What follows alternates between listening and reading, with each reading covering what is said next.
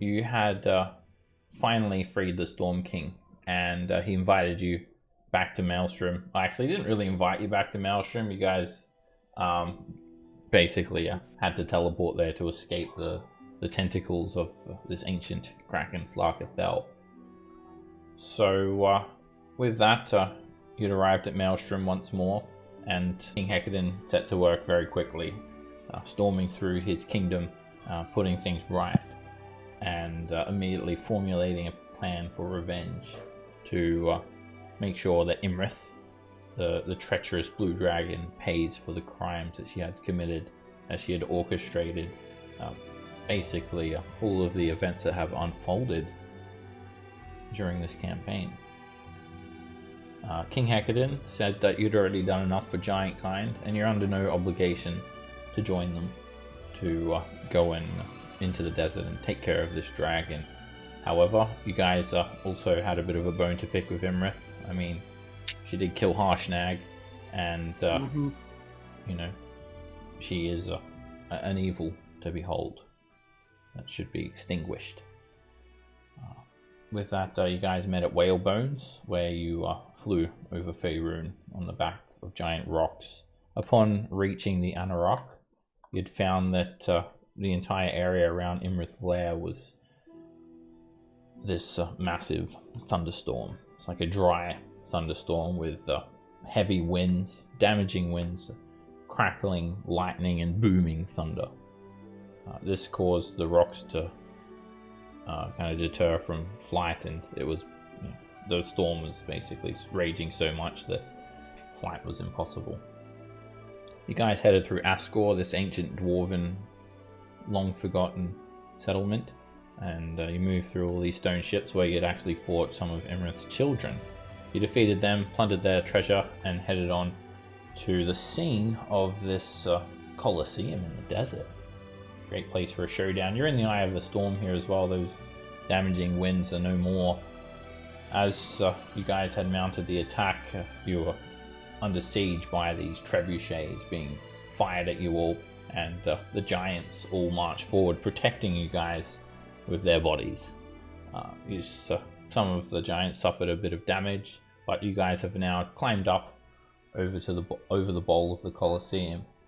No Ren today, so I'm just going to say that him and Uthar are dealing with some other gargoyles. As you guys just climb up to the top of the Colosseum, you look behind the area that you just climbed up, and there are a sea of gargoyles, maybe about 100 of them.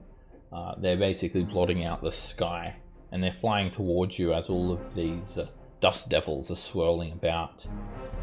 Uthar and Rend are going to go hold the line so they don't come up from behind you guys. So that's what they're doing. Meanwhile, you guys are here with your storm giants. You guys have all elected to basically jump on the backs of the giants. So everyone has their giant. Roderick, you're not controlling a storm giant, but that's okay. Roderick had actually cast Bless on you guys. It only has about 3 rounds left by the time you've reached here. So we'll be expiring with the next couple of rounds.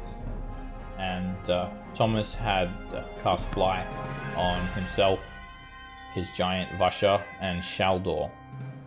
Lily, you'd put up Mirror Image just before climbing up here. And we've got Than, Lily, Nara receiving the blessing, and Roderick. Okay, as you guys look out to the Colosseum, the amphitheater, you can see it's in much disrepair. There's kind of all these ruins around it, so it was very much the center of a once magnificent city that's now fallen into disrepair. Most of it buried under the sand. There are cracks in the walls and rubble filling all of these niches. There are many gargoyles here. They're perched on these stone plinths, and they're all starting to take up to the air. 5 of them are manning a trebuchet over here, and as you look, actually I'll remove some dynamic lighting for you guys so you can see more of a clearer view from the angle that you're on. There we go. As you guys look out across this broad coliseum, there are more gargoyles over here with a trebuchet, lobbing rocks at you guys. They're the ones that have been shooting you this entire time. These levels of elevation are explained here. This is 30 feet above ground level. This would be the ground level here. You can see this this massive sinkhole in the ground in the center of the amphitheater. Broken statuary everywhere, and yeah, the gargoyles are all starting to rush towards you guys.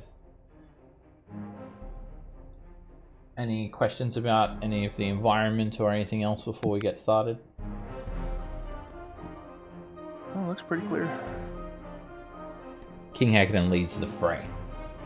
He had just lit a torch, and the torch is consisting of what looks like some coral, some seaweed, and some sort of underwater lichen, and it starts to crackle with a green flame. He holds it up, and then he says, "Charge!" He throws it forward, and it's just like a flare, a beacon, into which all the giants start rushing forward. Except for Than, who just teleports 20 feet back. I'm just trying to figure out how to get my my spreadsheet out for the giant. Charge the other way, he says. Just hold Alt and double click on the token. That'll bring it up the quickest. If not, they're in the character sheets folder. It's a folder called Storm Giants. All the sheets are in there. Okay. So. Your giants are going on different initiative counts, and they can't be controlled as mounts. You can mount on them, but they act independently. So they go on their own turn. Oh, okay, I see. They have their own initiative now. Yeah, and all the gargoyles are just in one big group because there's so many of them. All right, Lily, you're up first. Okay. Sorry. I guess we will use a bonus action to Blade Sing. And are we mounted on the giants right now? Yeah, you guys all jumped on their shoulders and they climbed up here with ease. So half movement to get off, right? Yeah, you just climb down. So I'll climb down. Around everywhere.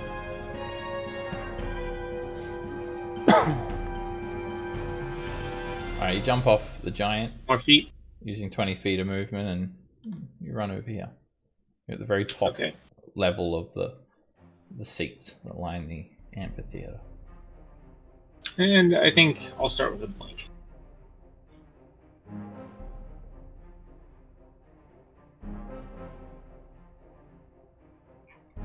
Alright, blink goes on, and you're still in the material plane. Give you an icon for that spell. There we go. Alright, it's Fosh's turn. It's me. Alright. I had jumped off her and was flying behind her on the way up. So I'll just have her fly off and just start attacking things that are close. All the giants swing the one. Sheath their great swords, which are made from serrated whalebone with lightning by the stage. Basically just hold it up to the sky, and the storm giant god, or maybe even Anim himself, just sends a bolt of lightning down to hit the blade to charge it, and that hits. The gargoyles are quite tough, however. They do resist the attack. It takes 12 points of damage. Just chips away a small piece. Try to hit it again. That hits. And another big chunk of rock is broken off the gargoyle. It's looking damaged. Alright, and I think she's good where she's at. So. Roderick. Alright, I will just try to kill that one. Yeah, take a shot at the injured one. First arrow misses. Alright, we can try again. Second arrow is a direct hit. It clips the gargoyle's wing, breaks off a big chunk. Mud drips down its side. It's pretty damaged. And I'll do another one. And that hits. The force energy from the Dread Ambusher shot just explodes the gargoyle, and bits of mud and rock go everywhere. Excellent. Yeah, that's all. Body. Shaldor. Yeah, she's gonna start hacking away at something here. She'll probably go screaming in battle here and attack this guy. Okay. Tan and Roderick, you go with her. Yep. Alright, she runs up and slams the sword into the gargoyle and chips off a piece of it. And attacks again. It's a miss. She steps forward and her foot falls down into the ground, breaks through some of the stonework. All right, Than tells her he can help her with that next time. And she says, "It won't make any difference." Oh, but it will. You wait. You wait. See. Alright, all of a sudden, sand and dust starts to swirl up around this area. Son of a nutcracker. Alright, it's a dust storm, and it's not just a dust storm. Firstly, everyone in that area, it looks very similar to the type of thing that Imrith's children did, where it's just sand's getting in your eyes. So everyone in that area, make a Constitution saving throw.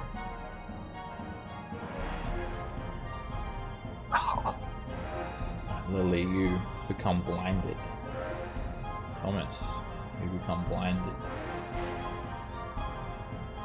Nara, you succeed. Roderick, you become blinded. And King Hecadon's not affected. And Namir will need to make one too. Who's got Namir? Oh, that's me. Sorry. And Namir's not affected. Alright, this is a quick cloud that swells up and gets in your eyes. It doesn't hang around. But there is something that hangs around. A dust devil that forms up from the storm. It looks like an air elemental, but it's mostly sand. Has a vague humanoid shape, and it joins the initiative.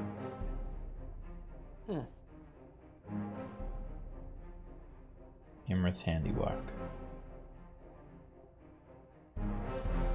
Thomas, you're up. I'm blinded.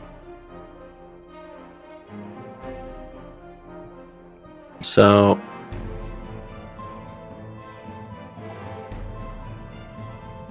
yeah, I'm still gonna try to burn the gargoyles in the trebuchet with the fireball. When in doubt, fireball.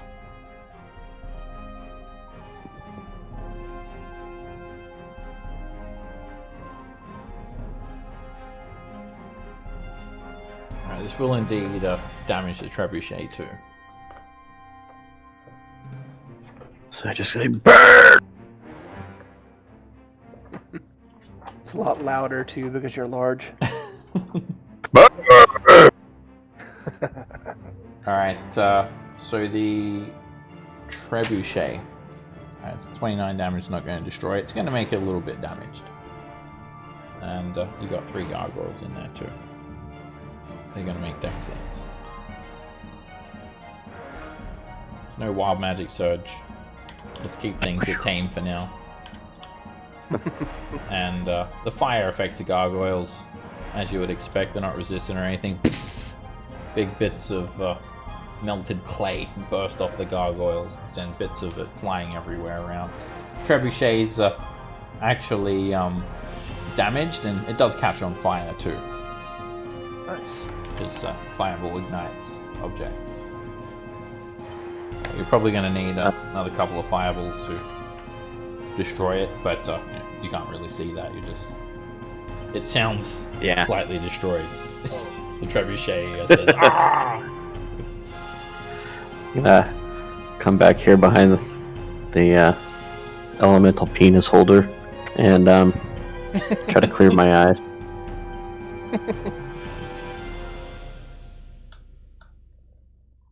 It's King Hecaton's turn.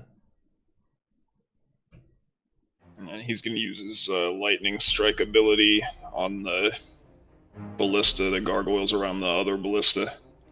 Alrighty. I've got a template here for that. So we'll go over there and you can put it exactly where you want to put it. It's like this area. I'll give you control of it. But basically, King Hecaton just roars out and a bolt of lightning slams down into the king's hand. You should be able to move that now. He then just like hurls it all the way across the arena, slamming into the trebuchets and gargoyles. That's 12d8.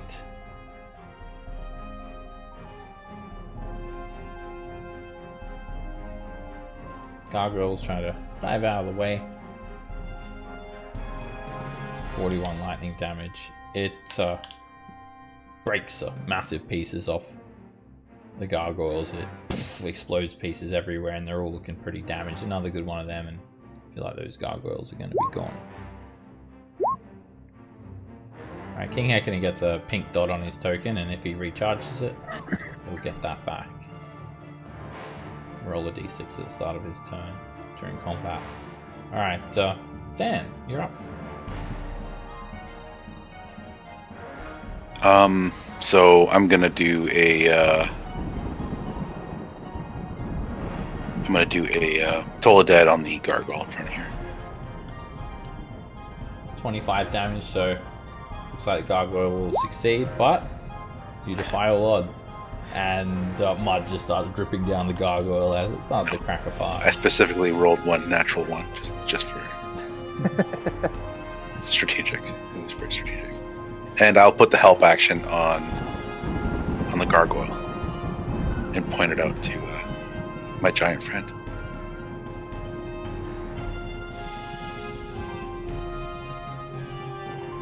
Gargoyle looks up at you and screeches. You've got its attention. Namia. Let's see. 50 feet? Just enough.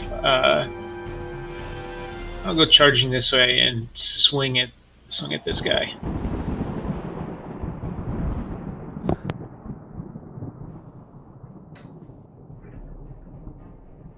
Hit. The greatsword slams into the gargoyle, breaks off massive pieces, and it's all rough hewn, about to be destroyed. Alright, he flips it around and swings it back the other way. That hits, and it pulverizes the gargoyle, breaking it into tiny pieces of mud and rock. Norin. I'm just outside of, because I can dismount for 5 feet, but it's just out of range.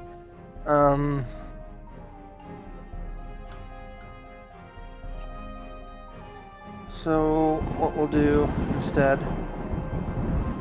while I'm still standing on the shoulders of this giant, throw some javelins. Throw one at this guy up on the trebuchet. Which one? Sorry, I missed it. This one. Oh, it doesn't matter. It hits the trebuchet. Gargoyle ducks underneath it. I'll try to hit him again. Hit. You hoist the javelin over the top of the trebuchet. It clips the gargoyle. The gargoyle does resist the damage, taking 5 points. Alright, we'll throw once more. Feeling. There it is. Hit. Another javelin flies across the amphitheater. Poof! Clips the gargoyle for 8 points of damage. That gargoyle's looking pretty damaged. Alright, I'm gonna climb off of Orlecto. Move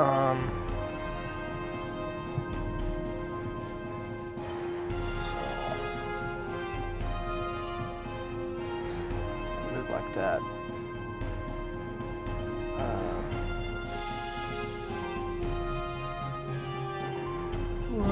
As you know, that's good. I think that's it for now. This dust devil that's just kicked up out of nowhere starts swirling around, and I guess it'll go for Lily, who's closest. It gets into your space, Lily, and starts rapidly spinning to a little whirlwind of sand and air. Make a strength saving throw. You start to feel it engulf you, but you just cling on to whatever you can, and you don't get flung anywhere. You just take 8 points of bludgeoning damage, and the air elemental ends its turn then, or the dust devil, which is basically an air elemental with sand in it. It's abrasive. Alright.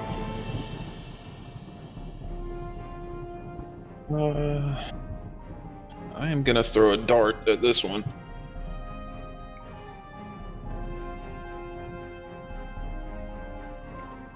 That just hits. Thanks to Fan. And the dart just kind of bounces off of it and takes off a tiny little chip.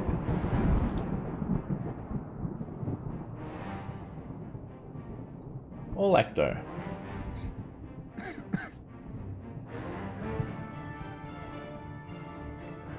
Oh, yep, that's me. Yeah, it takes a bit to remember, huh? That's why you gotta ride it like a mount. Yeah. Let's see. Let's run down here. Is it? What's their speed again? Okay, I could have went to full 50.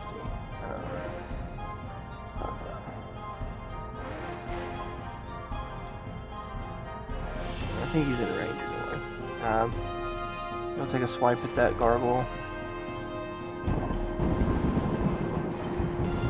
Hit, and Orlecto's whalebone greatsword smashes through the gargoyle, and it's nothing more than a pile of wet rubble.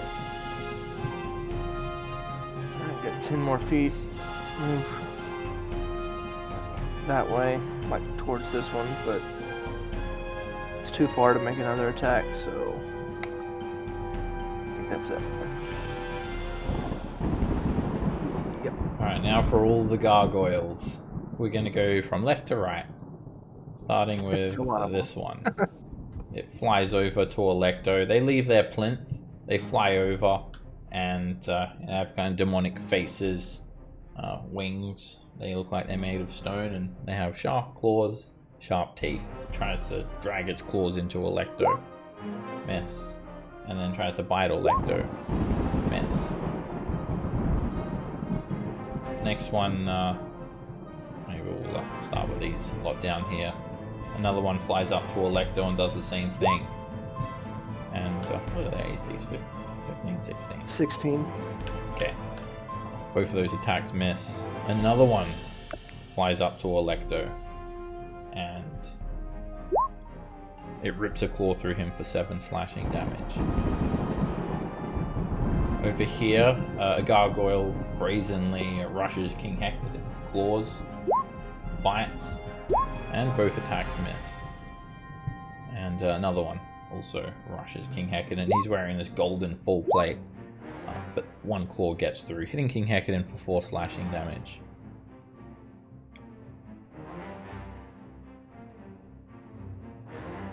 Next up, we've got these ones. You've got that right, Nara. Hello? Sorry, what? King Hecate got hit. Did you get that? Damage? It was 4 points of slashing damage. Okay. Keep in mind that yeah, you've got King Hecate to look after too. Alright, these 4 gargoyles, 2 on Namir. They fly over. They just, abandon the trebuchet. You guys are way too close to be hit by that trebuchet now. And Namir is hit for 3 slashing damage. And then he's hit by a stray bite for another 5. These 2 are gonna rush Vasha and do their thing. Just start trying to tear into her. They both bite. One of them hits for 7 piercing.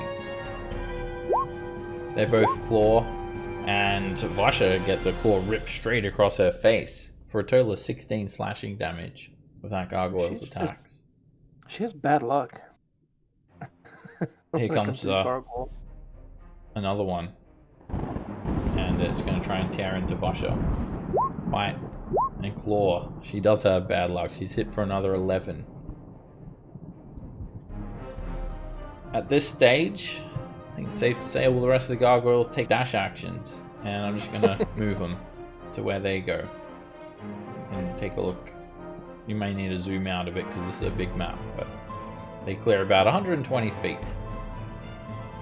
Just flying around, kind of aimlessly, flying towards you guys.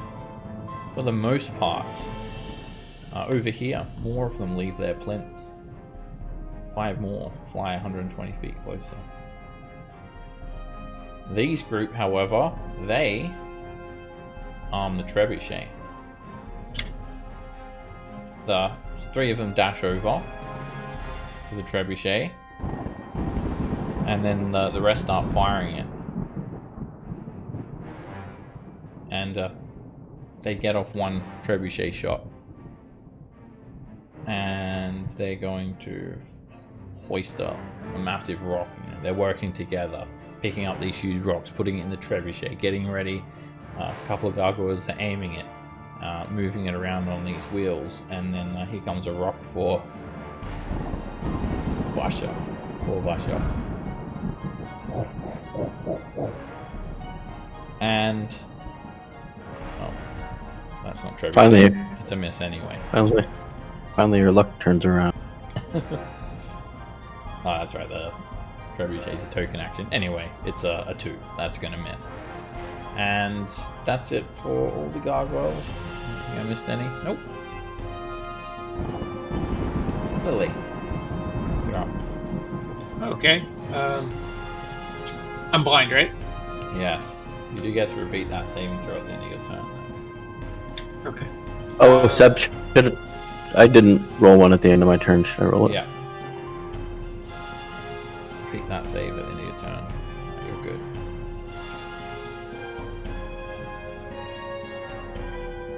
Sorry, I didn't mean to interrupt, Molly. No problem. Let's see. I'm gonna Shadow Blade for a bonus action.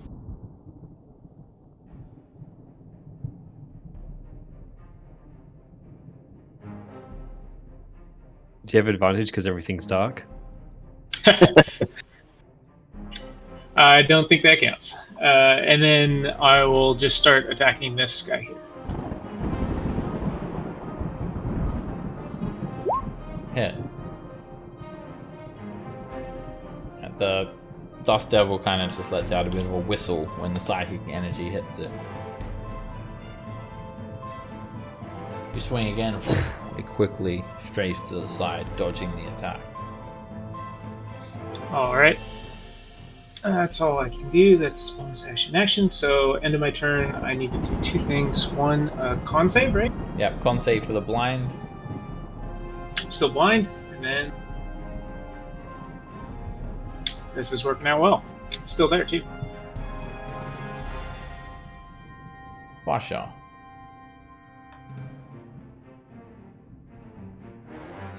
All right, she's going to check the range on some.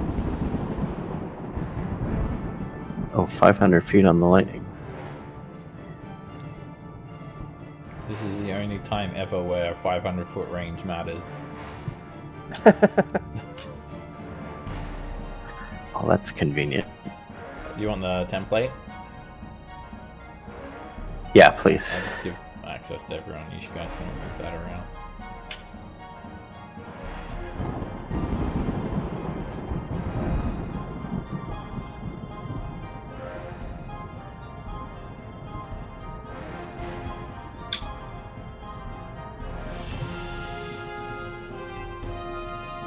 As good as I get. Alright, so you hurl this lightning bolt all the way across the battlefield. It slams into the trebuchet, which is taking a bit of damage now. Roll another 12d8 there. And the gargoyles will report in that. 4 of them.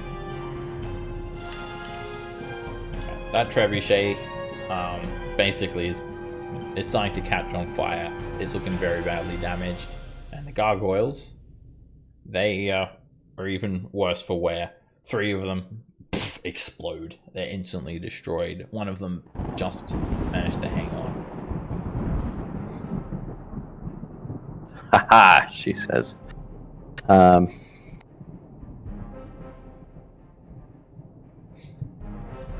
she's gonna fly out here a little ways. And up to the level of this guy on his plinth. 3 Oh, there was ones gargoyles trying to claw at her. Didn't see the ones underneath her. Oops, oh well. Do you want to move back then?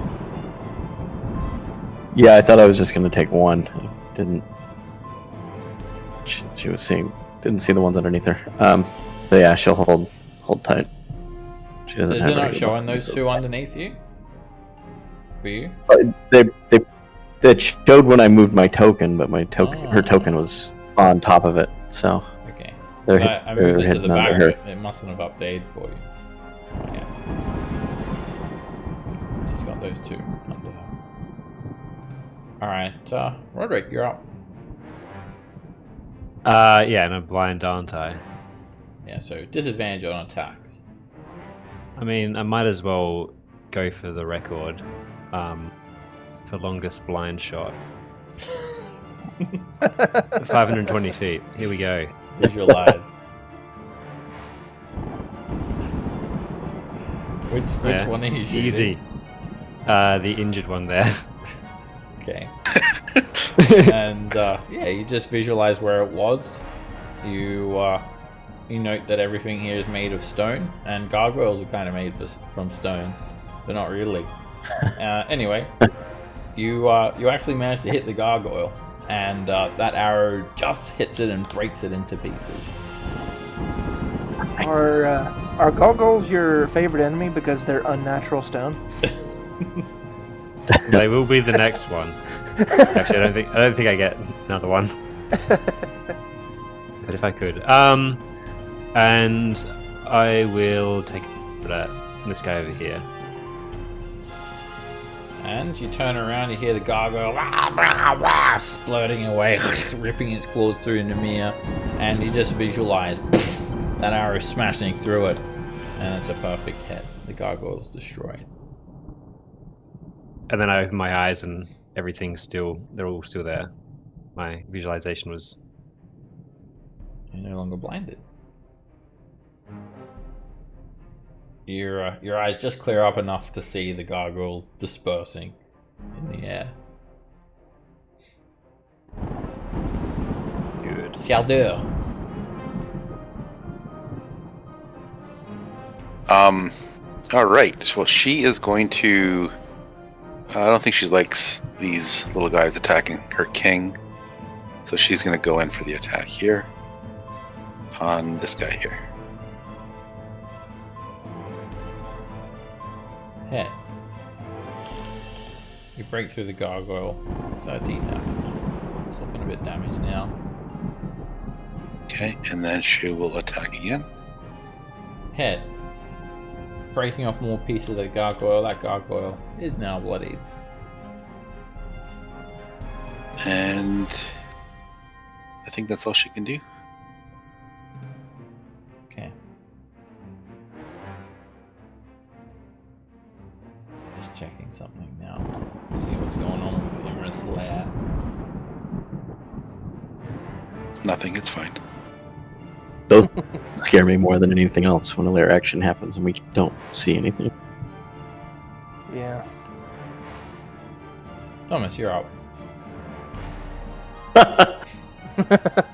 He did that on purpose. That's hilarious. And I'm just moving. Watch a second to see the placement of these two guys. Okay, they are in a line. So I'm gonna fly down here and just shoot a lightning bolt straight through them and the trebuchet.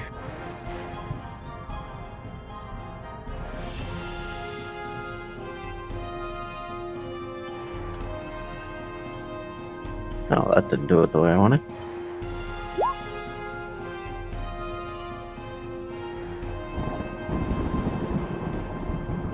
Alright, you send a lightning bolt due north.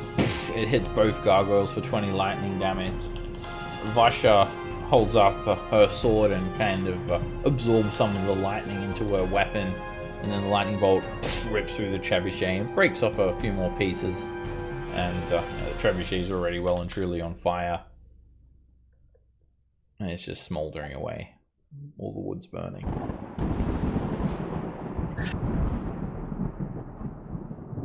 I'll quicken a toll the dead on the sand elemental.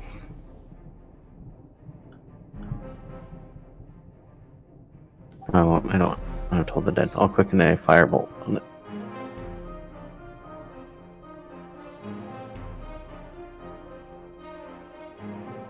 Firebolt is a direct hit. It slams into the Dust Devil and it melts some of the sand into glass, and little fragments start to just break away and fall onto the ground, these little crystal chunks. And I've got 20 feet of flight left, so I'll fly straight up 20 feet. Okay. King Hecaton. King Hecaton's gonna swat at the flies around him. It's the bottommost one. He hits, almost pulverizing the gargoyle into dust. And again. That hits. He pushes the greatsword down straight onto the gargoyle and just breaks it into pieces. Oh, yes, for the recharge. Still hasn't received Anim's blessing yet. There. Or Stronimus's, the Storm Giant God. I'm going to... This one injured? It's not injured yet.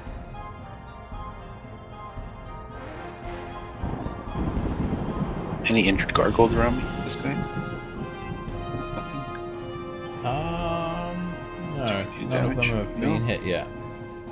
Well, isn't that just great? I guess I'm going to cast Bless.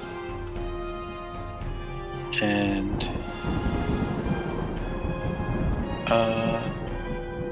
actually no, I won't. I'll just do Toll the Dead on the one that's on the opposite side here of King Hecaton. Or yeah, right over here. And that 17 is a success. You hear the bell toll, but it doesn't have any effect on the gargoyle. Huh. Weird. Okay, and then bonus action. I'll cast Jump on myself. Okay.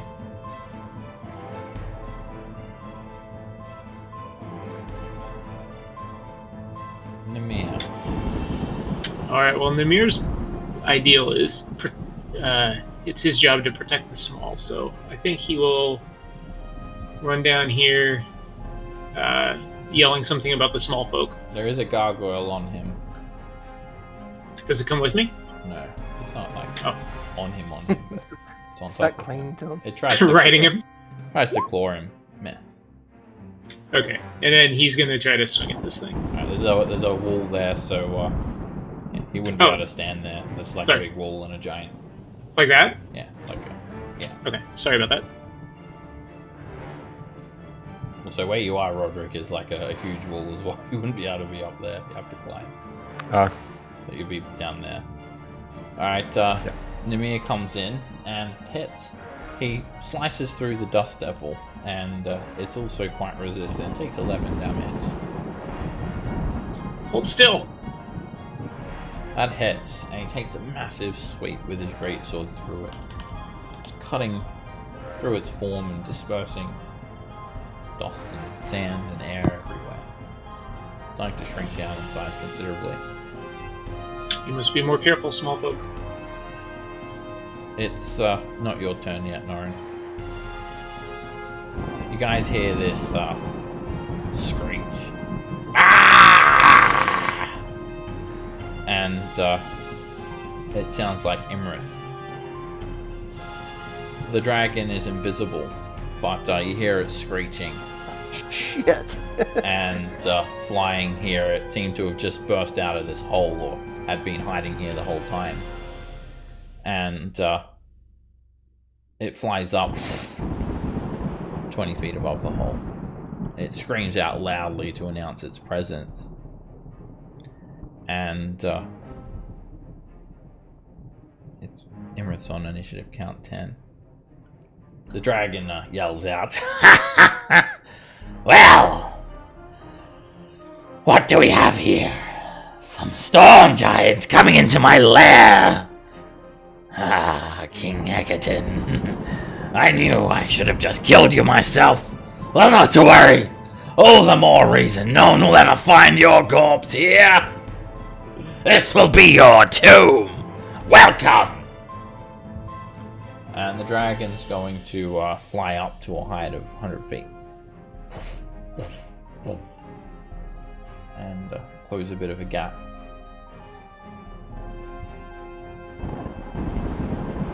And just measuring some distances. Yeah, Imrith will stay there and cast a firebolt at King Hecatan, just a cantrip. A bolt of fire shoots down at the king, and she opens up big. A huge streak of fire hits the king in the chest for a total of 53 points of fire damage. Can I use my reaction to make that a non-crit? Yeah. You reduce it down to 29, so add another 24 points of fire damage, of hit points onto the king. Don't add fire damage onto it. Undo the fire damage. Norin, you're up.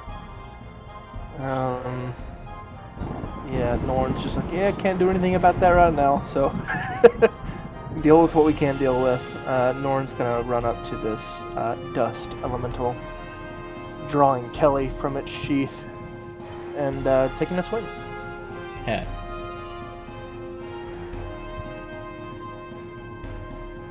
The magic longsword glides through the dust elemental, leaving it almost destroyed. Alright, then I'll swing again. Yeah. And just as it had formed, seemingly out of wind and sand, it disperses. There's nothing left of it.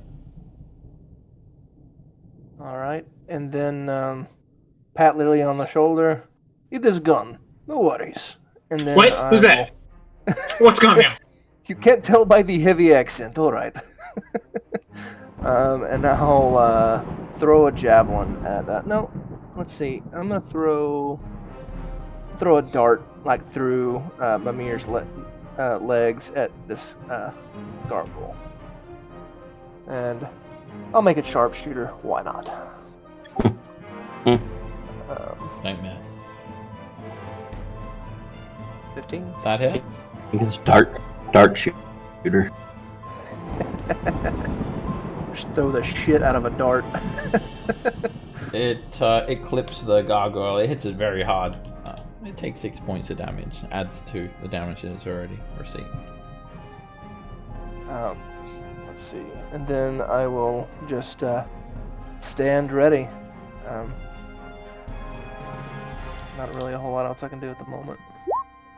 Imrith is going to use a legendary action. Jesus. That's such an intimidating picture.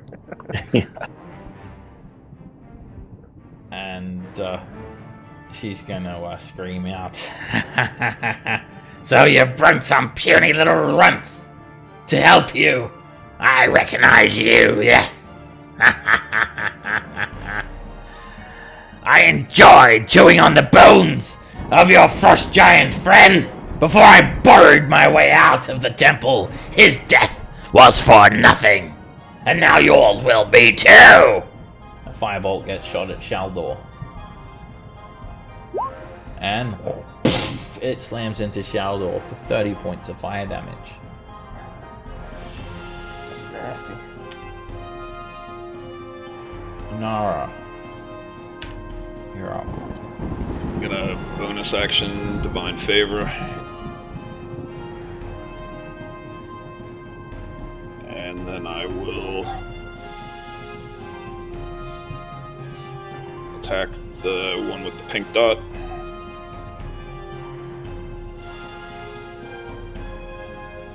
Miss.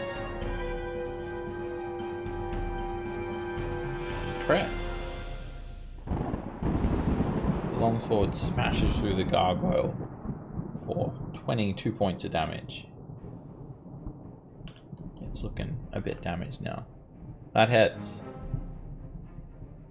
You cleave into the gargoyle again. Mud starts to drip down it. It's almost destroyed.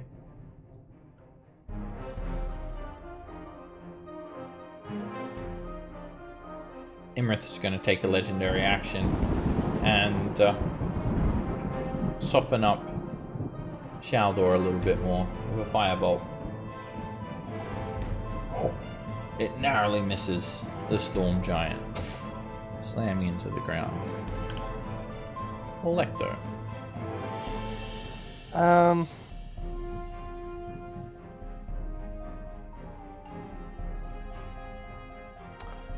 Yeah, still a little far away for rock tossing. Well, I'm already gonna have disadvantage for that anyway. He's not as worried about the gargoyles. He's gonna toss a rock at Emrith.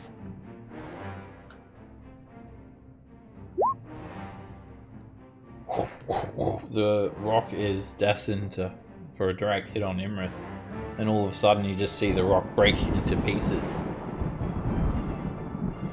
bouncing straight off the dragon. Yield. Shit. Oh man. Okay. I don't know why it's well. saying that slots are expended. Just ignore that.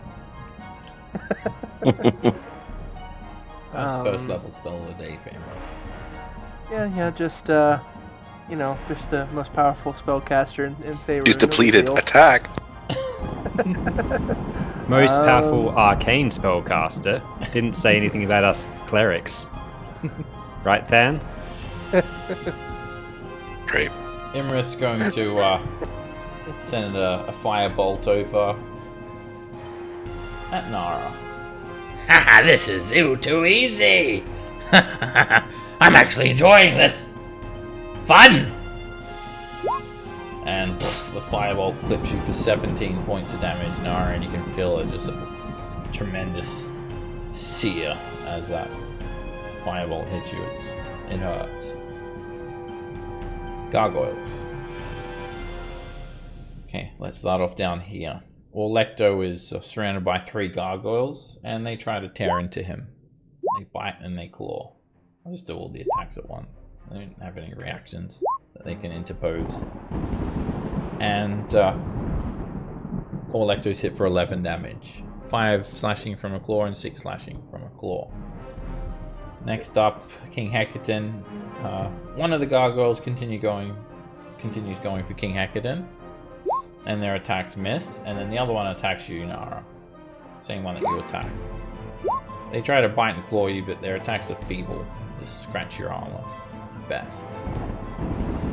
Now over here,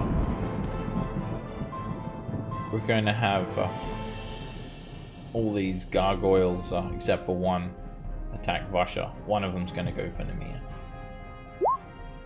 And those attacks miss.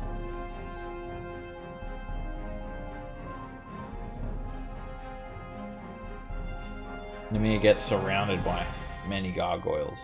6. Sorry, Vasha does.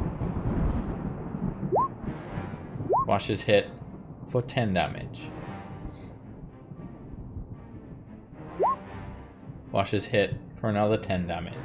She's so unlucky. She is hit for another 15 damage. The gargoyles is ripping her apart. Next gargoyle misses her.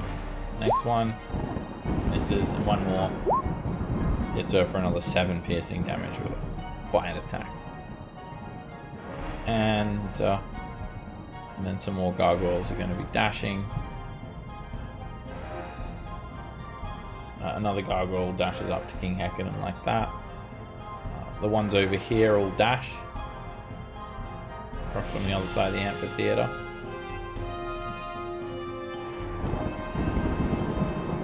And then the ones on the trebuchet. 1, 2, 3, 4, 5. They're gonna launch a rock over at Shaldor. Here it comes.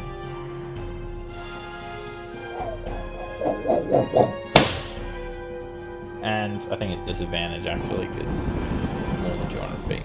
Yeah, so I'm going to roll again. Let's see if it hits. It does. Shaldor's hit for 32 bludgeoning damage from the rock from the trebuchet. The gargoyles then continue just loading the trebuchet, and that's it for all the gargoyles. Lily. Alright. Lily's still blind. I think she's going to stumble in this direction and try to help. So she'll just blindly swing at this guy.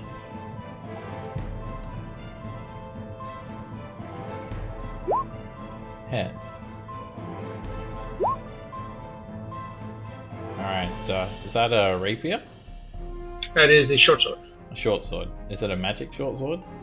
It is. Okay. Is it just a +1? Oh! Yeah, I don't know why I Should have a clicked that +2. one. I actually have Shadow Blade in my hand. I don't know why I clicked the short sword. I guess we could discount it because I clicked it, but I meant to be using the Shadow Blade. Alright. Roll the Shadow Blade damage. That's what you meant to be using. I'm just going to click Shadow Blade and then click the thing. Because I've got another... Well, this is just for the damage.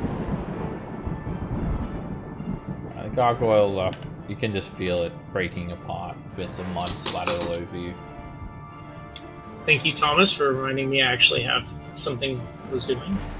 I'll try to kill it. I'll see if I can kill it.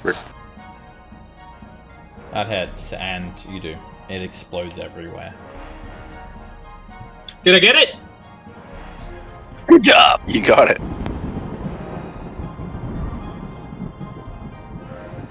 Like Hancock telling the cops, good job, good job. Washa. She has a boatload under her, doesn't she? She's got 4. Yeah. Alright, she's gonna swing at this one in the upper left corner, I guess. One right next to Lily. Okay. Hit.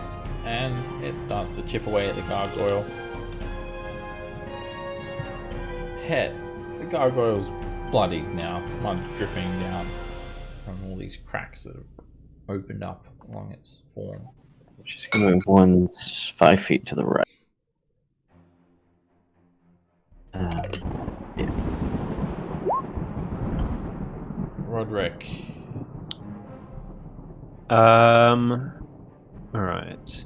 I don't think there's anything special I can do. Anything useful other than just picking The off dragon? the injured ones. I'll probably miss the dragon. Or I can make it afraid of me. I will instill fear into the dragon. I'm not gonna sharpshoot it. Where is my regular attack?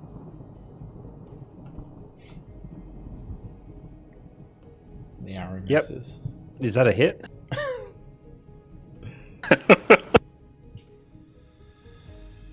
And the arrow gets lost in the wind. Yes. Got him. Shaldor. There's Vasha's name under her breath and sends a lightning thing down on her. Nice. Come on, Vasha. We need you for the dragon. This bitch needs to die. That'll be good. Then she can fly up after. Alright, shit, it'll hit all those gargoyles. I think, except for one. Or It do won't we- hit the one that's not on her. Actually, yes, it will. If you move, yeah, there. Yeah. Bam. Okay. Nice. Lightning strike. Oh, I gotta do the 12d8, right? Yeah. That's all their saves. All of I them- forgot to do my save at the end of my turn. I just realized. Yeah, make a con save, Lillian, roll a d20. Oh, you're no longer blinded, Lily, and you're in the ethereal plane, of water ethereal. Seeing everything all So I still can't see well. swirly like. Alright, all of those gargoyles except for one are instantly exploded. The lightning just rips them apart, and bits of gargoyle just go everywhere. Excellent. One of them takes 28 points of lightning damage.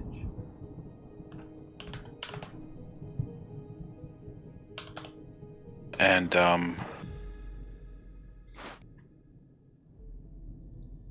Remember, she's got fly on too, right? yeah. Dragons, you said 100 feet up, right? Yeah. 100 feet above the ground level, so that's about 40 feet above you guys on this level. Let me just check her. No, this level here is like pretty much, yeah. Well, this is 30 feet, you can see, and then it gets higher and higher. Level you guys are on a 50, so dragon's 50 feet above you. Yeah, she's pretty much a freak show. So she's going straight for the dragon. Sorry, I didn't measure. 60. That was 65, so. There we go. Screaming "Die, bitch!" the whole way. Okay. Do you want to And- like go what, same level as Imrith, 100 feet above the 100 ground feet. level? Yeah. Okay. Yep.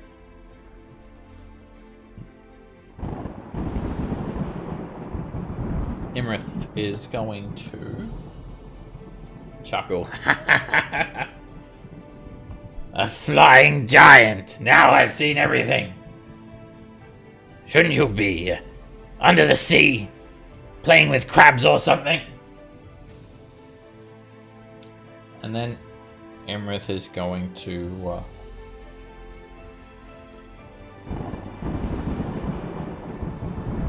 kick up a cloud of sand on Shaldor and Than. Shaldor and Than can make a con save.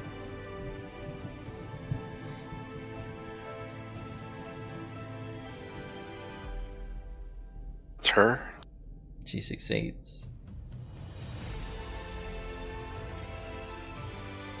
Me. And you succeed as well. The sand covers you guys, but doesn't hurt. Oh, your I eyes. should- Is Bless gone, by the way? No. It's Okay. still up I for should one have- more round. On Roderick's next turn, it goes down. Thomas. I didn't have it on. All right.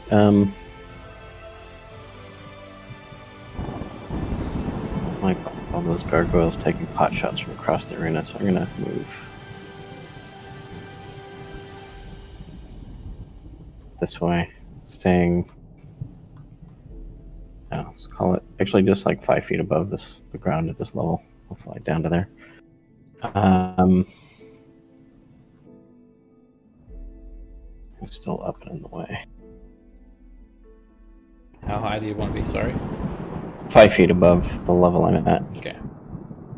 About 50 above ground level. 55 to be exact.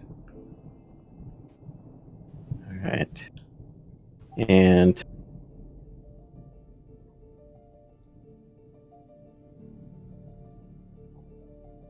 yeah, I'll drop a synaptic static on her. Dragon.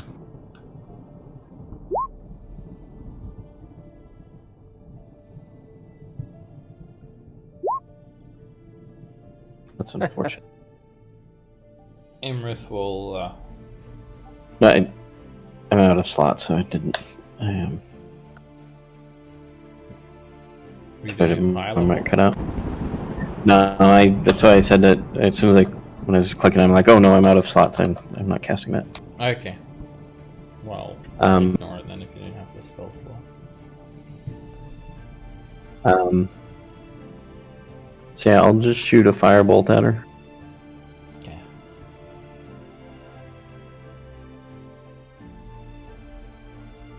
Miss. Firebolt just basically doesn't get through her dragon scales. She just watch it disperse midair. Not good.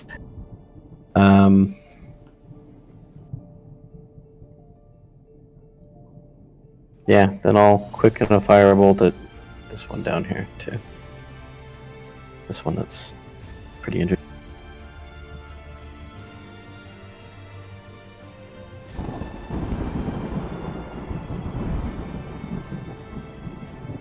That hits and destroys the gargoyle.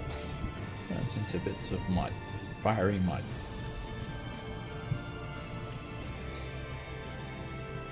King Heckerton. That's for the recharge. And he yells out to Stronmus. Stronmus! Give me power! The lightning bolt slams down into his hand and he kind of absorbs it into his body. Alright, he's gonna use that on the ballista across the way again. A massive lance of lightning appears in his hand again, and it goes the speed of light. It just he moves his arm, and there's a fiery explosion, and you can maneuver it to which ones you want to hit.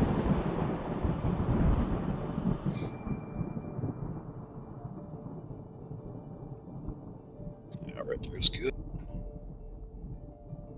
You'll hit 2 of them. Gargoyles are going to try and get out of the way. 1 succeeds, 1 fails. The one that failed, which is the closest one, it's instantly destroyed. The other one is hurt, and that ballista's just hanging on. It's pretty much completely fractured and broken. 1 more hit from anything and it's gone. Oh, the trebuchet.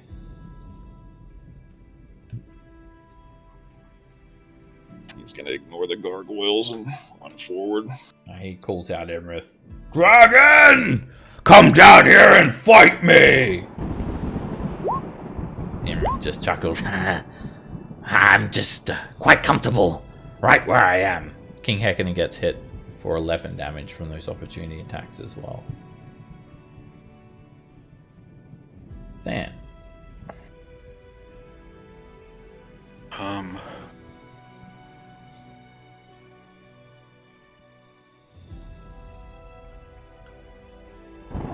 Okay. Than's gonna put the whatchamacallit, Eyes of the Grave on on Imrith. Does that require sight?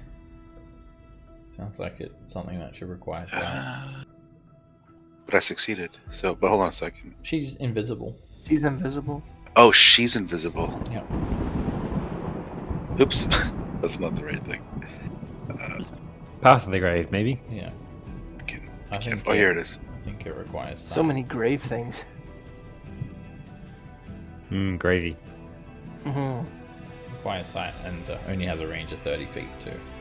You gotta be Okay, quite sorry. I close. thought it was 60 feet. My bad. Okay. So I will cast. I'm gonna try to cast protection from energy on myself. Alright, you're now resistant to fire damage.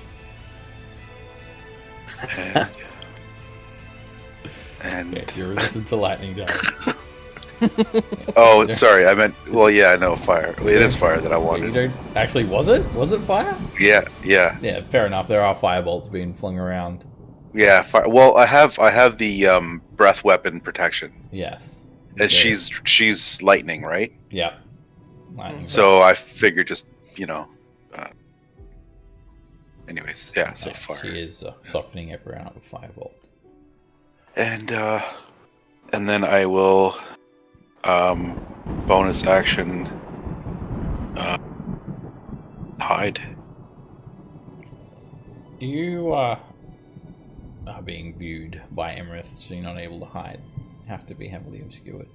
Actually, you're a. I'm a wood elf. Alright, yeah, because there's a.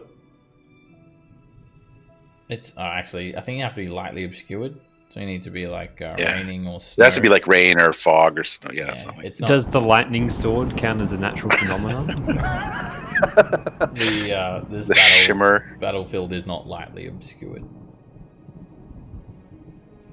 All right. I'm too far away for a help action, I think. Otherwise, I'd put it on there. So, that's it. Nemir. All right, no more small folk in direct danger, so I think I will. Namir runs straight down this way and screams at the dragon, "Get down here and fight with honor!" And she's gonna throw a rock. Honor? That is a foolish sentiment for mortals. You and your giants and your honor. Where has that got you? Your world is in shambles now because of your honor.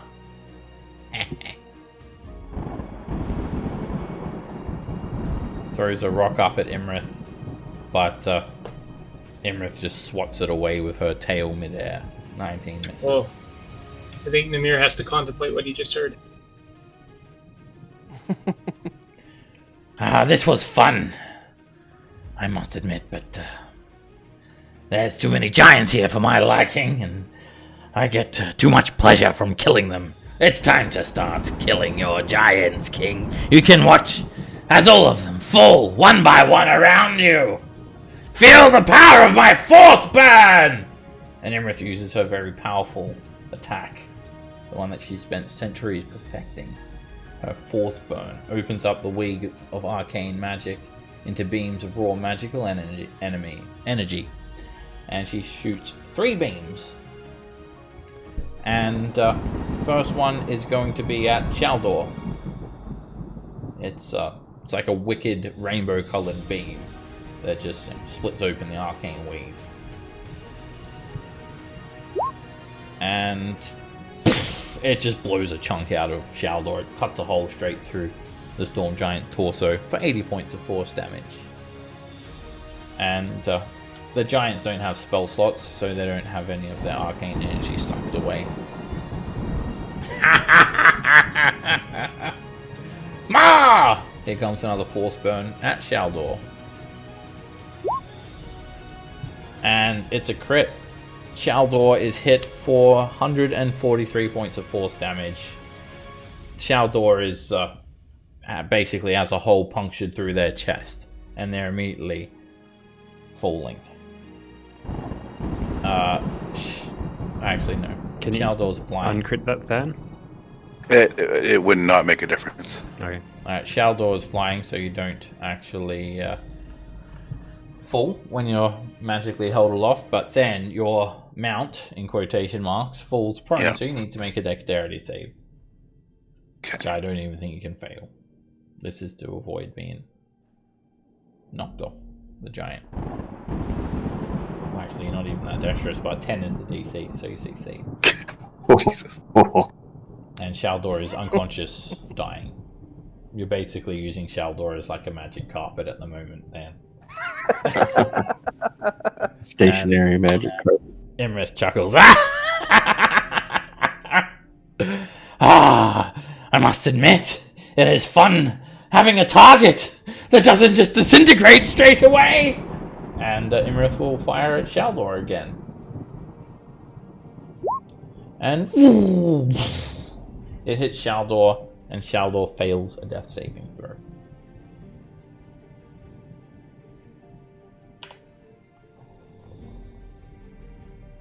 And I'll reduce the giant's hit points to 0 for you there, Dan. Oh, sorry. Isn't it a crit because they're incapacitated? So it's two saving throws. That's Melee only. melee attack. Oh, is that? No. Trying to kill my giant? Yeah, I am. These They're my favorite enemy. these like big steps here. You guys can head down the stairs as difficult terrain. The big ones. Okay, so the big ones are difficult terrain. They're about like 3 feet each. About 3 feet down to difficult terrain. Okay, so for each step down, an extra 5 feet. Yeah. Okay. That's actually 20. This would be 20 feet to here.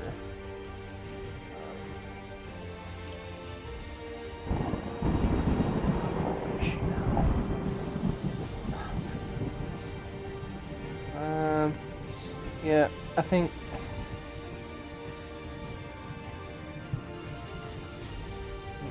I'm just gonna throw some javelins at gargoyles for now. Kind of free up the giants a little bit. Let's go for the one on Vasha. She's been having a rough go of it. So javelin. Hit. The javelin breaks off a piece of the gargoyle. 5 damage. For some reason, it just went to 1 damage rather than a d6. Oh. I don't know why it does that sometimes. It's weird. It would have been 13. But I don't know how much of a difference that 7 would make. point. Extra couple of points. And then I'll throw another one. Hit. And that's a good hit too. If it wasn't for its resistance, that gargoyle would be destroyed. Instead, it breaks it apart and mud's dripping all over it. Alright, let's Pieces go are one more falling time off. Hit. It's not enough to take out the gargoyle, but almost. Just a flying block of mud. And then I'll move like 10 feet like this way and kind of prepare to keep going down. Man. Yeah, that's it. Imrith chuckles. Ah! Look, King! I think one of your soldiers has just been fired! And Imrith will shoot a firebolt at Shaldor. Try and finish the giant off. But it actually misses. It whizzes by the giant. Who's that? Prone, so advantage and disadvantage. Nara. How much of my movement do I need to use to get off the giant? Half your movement speed to dismount. So 15 feet. Does it matter where I get off of him? Like what square? I mean, it doesn't. 15 feet doesn't let you, teleport 15 feet across like that or anything. So it takes you 15 feet to get off, and then you don't move when you get off. You just get off, and then that would be a full movement to get there because you just move for another 15. All right, gotcha. And can I use a heal kit to stabilize Shaldor? Shaldor is 100 feet above you currently. All right. All right, I will just dodge then, I guess.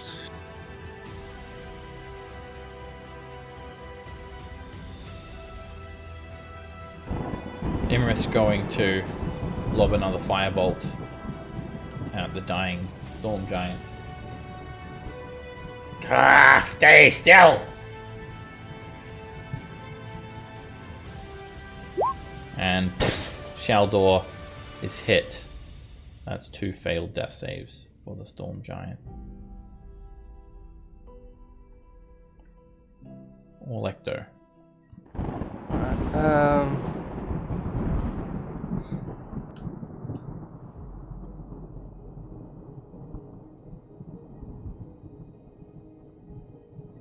he is just gonna call a, he knows a lightning bolt's not gonna do anything to Imrith, but they can get these pesky gargoyles off of him, more than likely, so he's just gonna call a lightning strike, right down on top of himself, basically. Okay. He looks up to the sky, and then a thick, crackling, jagged beam of lightning slam straight down onto him. Disperses outwards, linking to all the gargoyles. The gargoyles, 2 of them actually succeed, taking 26 lightning damage. The one that doesn't succeed, goodbye. It is absolutely destroyed. Let's hope they get all of them, but oh well.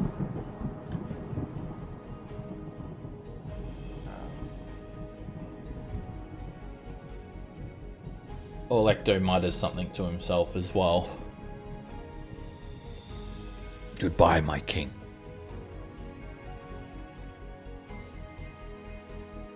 Yep, and he'll stay right where he's at. He's not going to move any closer. Alright, the gargoyles' numbers have been reduced dramatically. There's not that many left now. So let's start off with the ones attacking Orlecto. Bite, bite, claw, claw. And he takes 4 piercing damage. It's basically insects biting at the giants, really. Their attacks are so insignificant. Unless your name is Vasha. Vasha, yeah. Alright, next there are 2 gargoyles on Namir. And both of them will bite, bite, claw, claw. Namir's hit for 12 damage. Oh, sorry, 4 damage. 15 misses.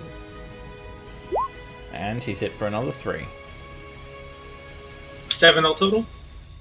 Yeah. The one gargoyle on Vasha attacks Vasha. Miss. And then it's just the ones on the trebuchet. They can still manage to actually load it and fire it this round, working together. The 4 that are left. And they're going to hurl a rock over at Shaldor. Here it comes. It completely misses and just like smashes into this bit of stone.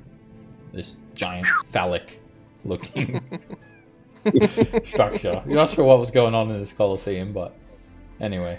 No, it's actually a purple worm, is what that is. So, I guess. Sandworm from the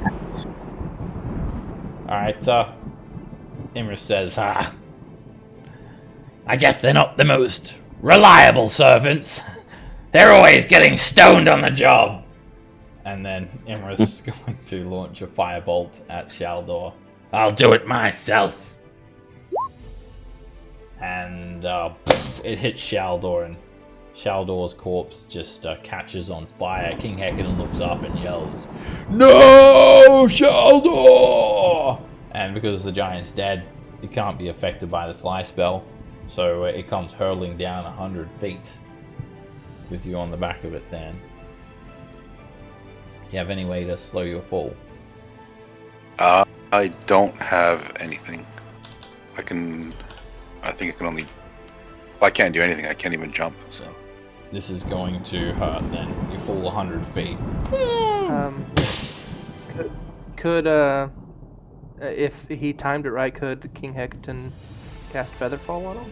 Yes, Or of course he can, if he has that ability. He should do Alright, yeah, that. he'll do that.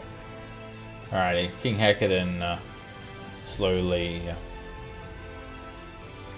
hovers you down, Than. What's the range on Featherfall? I think it's only like 30 feet. Go ahead and throw it up there, Nara. 60 feet. If you're the one casting it. Yeah, so when he gets within 60 feet, Than's falling, and he falls down to the ground softly. Thank you, King. Showdown. And then he just curses the dragon. You've gone too far, Imrith.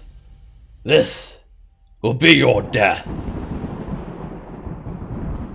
Now I'm scared. Lily. Alright, Lily will appear 10 feet over here and charge this gargoyle and try to kill him. She'll start swinging at him. That hits, and she finishes the gargoyle off. Breaks Nice. pieces Alright. of mud. Now let's see. You said basically one step down is 10 feet, not 5. Yeah. So that's 15 to there. 20, 25, 30, 35. I don't have enough to go any farther.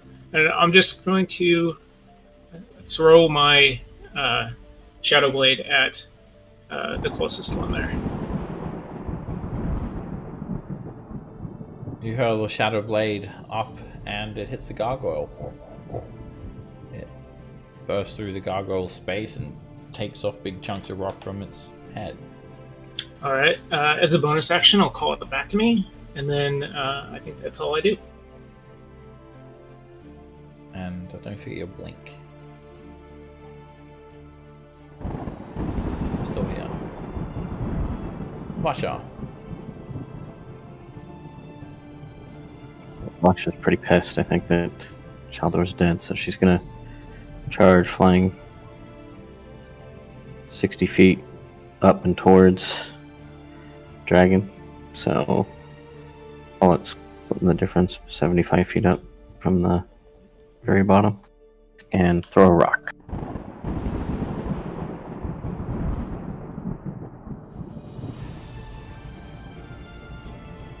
And Vasha is just shaking so much that the rock actually just breaks apart in Vasha's hand and just drops it into pieces before it can even... She can even lob the rock over at Imran. No! Alright, My Roderick, female boy. your bless goes down. So who had you blessed? Was myself. Then Lily was one. Okay. Lily. Alright. 5 Alright, feet I had up. it. And Uh, Nara? Yeah. Yeah. Thomas? Yeah, actually, yeah. It was everyone I who think Thomas was blessed. might have been. Everyone who was blessed is no longer blessed because Dan didn't do another bless. Alright. Nah. So yeah. before your turn, Roderick. Yep. All of a sudden, this rock. It's a rock, Roderick. It comes flying up towards Imrith. And you hear this da da da da out of nowhere when you look towards No this way. little ruin here. You see Who is it? a white dragon skull mounted on the top of a frost giant's head. It's Harshnag the Yeah. Grim. Yeah. Nice. Oh, shit. I was picturing a big monstrosity bird. You said rock. And Come fly- you'll be come fly. controlling I was thinking- Harshnag, Roderick. It's not that kind of rock. Ah, that's disappointing. Does anyone have stone skin or something we could cast on him? So Feel more Harshnag. comfortable with. No idea how he survived, but he's here, and he starts off by making a rock attack. So you can go ahead and he wears a +3 full plate. He has a +3 great axe, and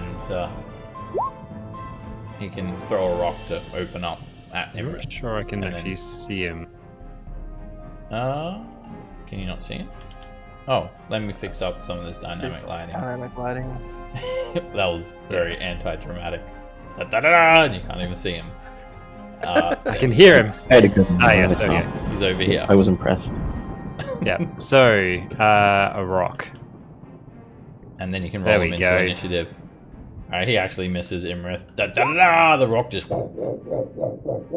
flies over and lands over here somewhere. That was awkward. Right, we got some dragons to be killing. He screams out. He rolls initiative and joins the fight. The gargoyles This- near him start to kind of swoop towards him. And Yeah, Harshnag. you're up now, Roderick. All right. I am going to give him covering fire. I'm gonna shoot that one. Hopefully, if I can find my sheet. Which one, sorry? This one here. Okay.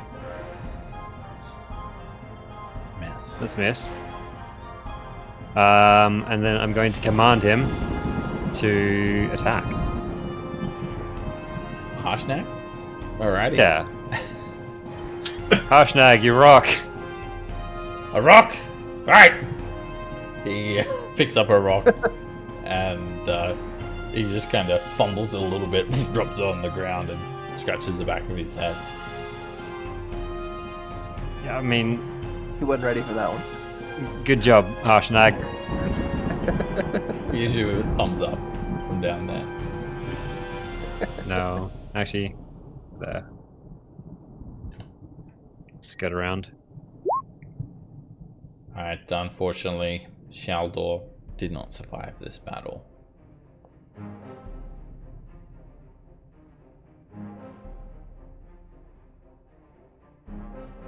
Imrith's gonna look over at Harshnag and chuckle. What's this? Wait a second. You should be dead. Ah. And King Hekanon says, "What was that? About chewing on his bones? You're nothing but a petty liar, dragon!" Ah. Well, I'll finish the job now. And Imrith's going to use a lair action to actually create a link of lightning that goes from the wall of that building where Harshnag's standing to one of these plinths up here.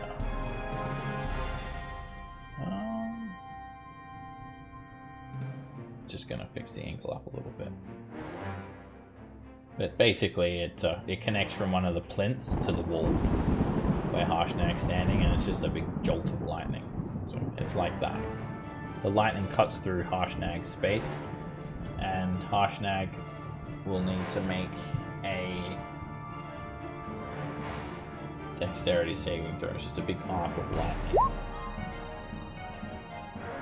Yep. And He's doing great so far. he doesn't even really notice it. He takes 8 points of lightning damage. Ah, that tickled.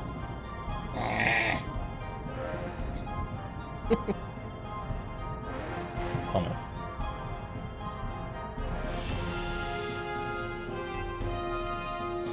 Alright, let me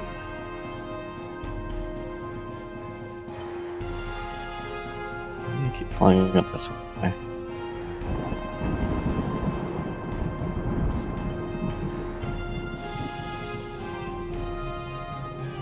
We're close enough to the trebuchet, so I'll fire a firebolt at Imrith. At which, sorry? Imrith. Okay. First blood. 21 doesn't even begin to get through the dragon's scales. The firebolt disperses. Damn. No point quickening another one. So, EOT. Hackathon.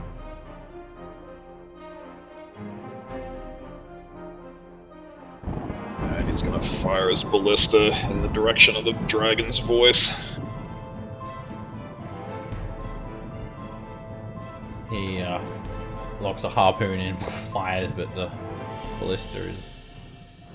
The harpoon's lost in the storm. Than. So I'm gonna cast. Can I cast Revivify on Shaldor? Sure. Okay. I will cast Revivify. Try to bring her back. Grab the diamonds and quickly scatter it over the storm giant's body, and they come back to life on 1 hit point. A 300 gold piece worth of diamonds are consumed.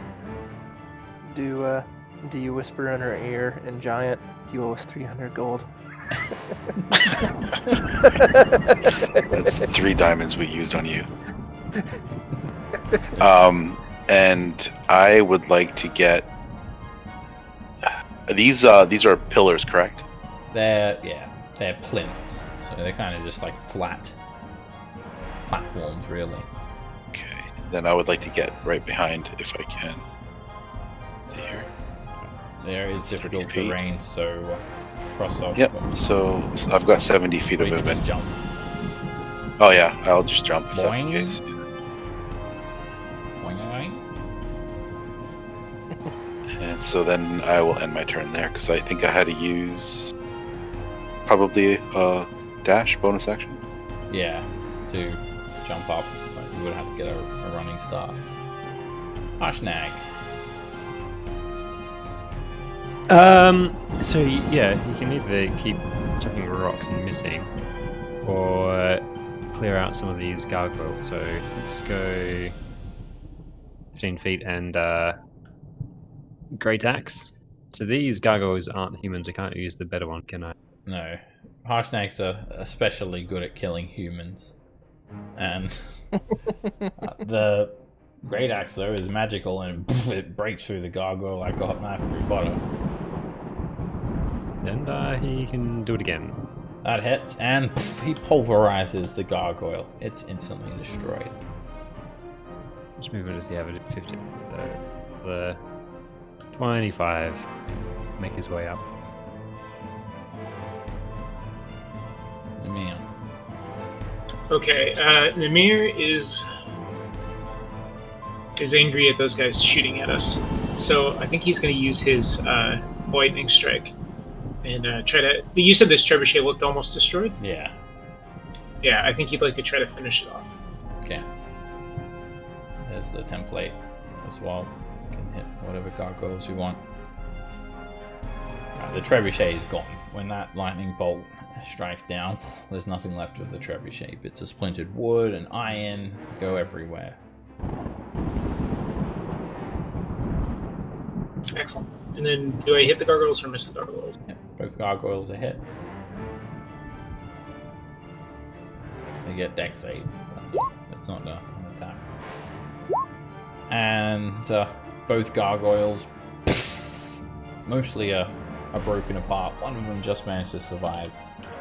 The other one is absolutely disintegrated.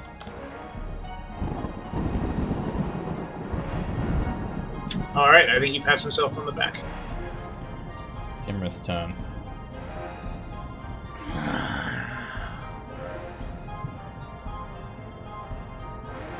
You annoying little runts! How dare you bring them back to life! And Nimrith gets quite angry. I'll deal with that. And swoops overhead, remaining 80 feet in the air. So about roughly 50 feet above this area, a bit less. You can just hear the dragon's wings just fly through the air. I'll kill you all! And Imrith has her force burn back. She's going to unleash it without hesitation. Firstly at Vasha. Just this huge, crackling rainbow-colored beam just slams into Vasha for 55 points of force damage. She's going to send one over at Namir.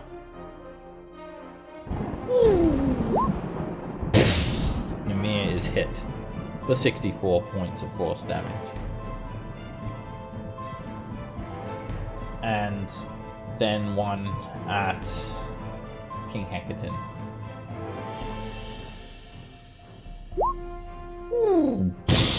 The king is hit for 70 points of force damage. Sorry, my phone was ringing. Was the first one at Vasha? Yeah, she's hit for 55. You squishy little creatures! This is why dragons are superior, I mean. Ah! Freudian slip. Let's see. With difficult terrain, that'll be full movement to get to there. So I'm right by Namir, and you know, Norn's not gonna bother with the gargoyles. Hello Namir, looking good. Let's see, how far am I from the dragon?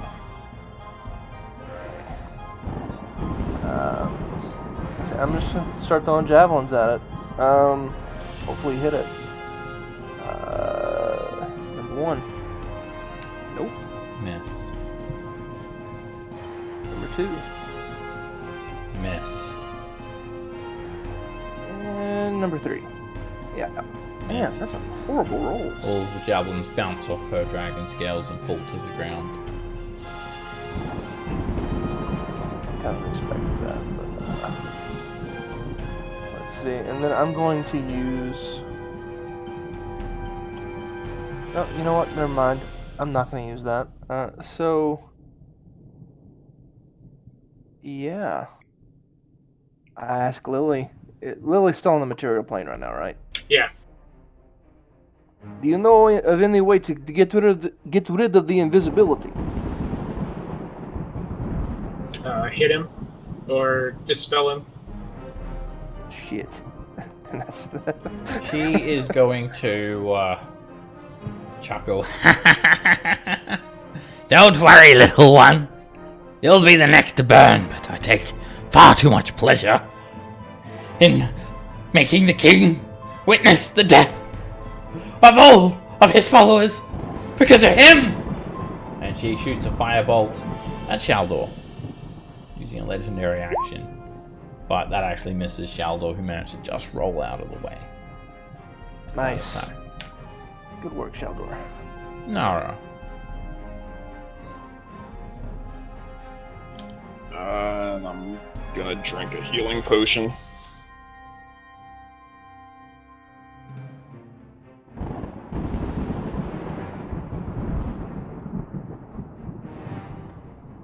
Alright, 2d4 plus 2 points of healing.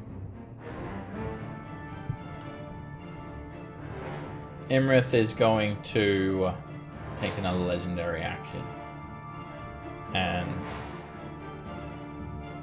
lob another firebolt at Shaldor. It hits the storm giant and they're back unconscious and dying. Or Lecter. Alright, so by all rights, this is not looking good. Shaldor's already died once. Hecaton's not looking good, neither are the other storm giants, right? Yeah. I'd say. That's a pretty correct assessment.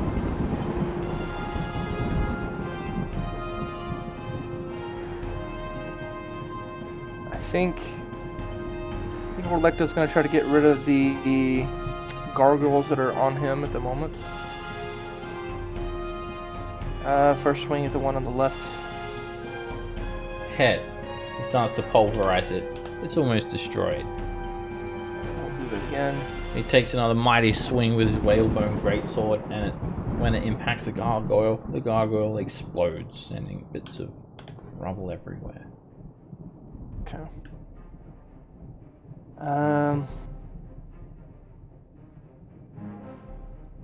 Yeah, I don't know. He's still not gonna. Oh yeah, he'll actually move. He'll move like back this way, like towards the wall. King Hecadin looks around and he says, "What are you doing, Orlecto, you fool? Get in here! Now is not the time to back down!" Let's see, that's 35. I think that's full movement.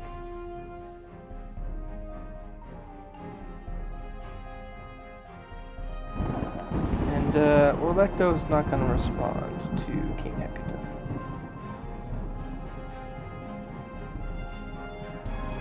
That's his turn. Imrith's going to cackle maniacally and keep on trying to incinerate giants. She's going to take another pot shot at Shaldor. And Shaldor's hit. It's a failure of her death saving throws.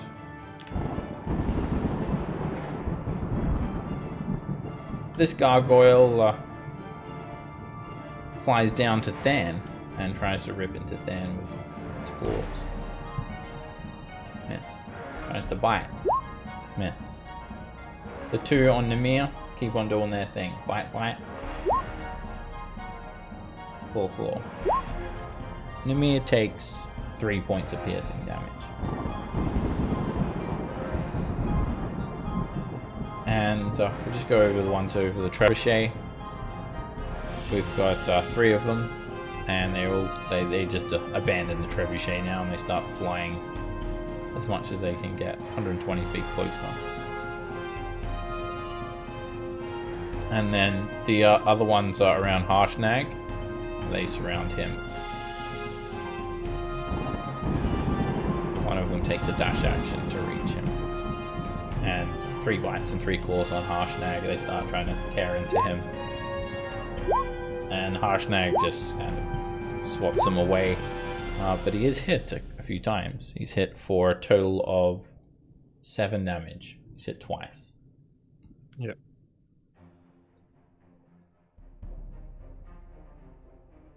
And it's Lily's turn. Okay. Lily's gonna back up a little bit here. Scramble up to the top of there with her movement. And I don't know, I'm gonna try something. Let's try Bigby's hand. Where do you want to put the big bees? Oh, out here, and then I'm gonna have it head towards the dragon and just try to punch the dragon. So you don't want to just put it next to the dragon? I guess it can just be right next to the dragon. It's got a range of 120 feet. A bit of a roundup. So yeah, I'm gonna try to attack the dragon with it. 17 does not get through Imra's scales. So, man. I hang my head in shame. Imrith's going to shoot another firebolt down at Shaldor. She's not at all deterred by the big bee's hand. What's this? A little hand? And Shaldor is hit again. That's 2 failures on her death saves. And Lily, you blink away to the ethereal. Fasha. Fasha will fly up so she's level with the dragon. Maybe just underneath it. Okay. Start swinging. Bastard, you killed Kenny. I mean, Shaldor. That bounces off Imrith's scales. And Imrith is hit. The dragon doesn't shield it. Vasha drags her greatsword through the dragon's side for 35 points of damage. Is she dead?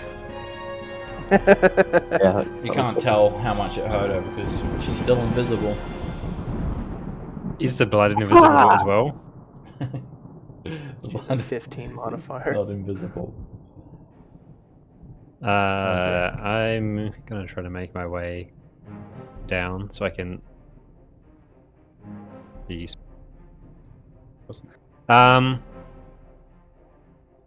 I might cast. Let's check my ranges.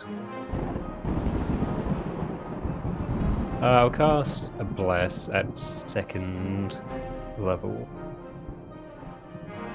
on myself, Norin, Lily, and Nimir.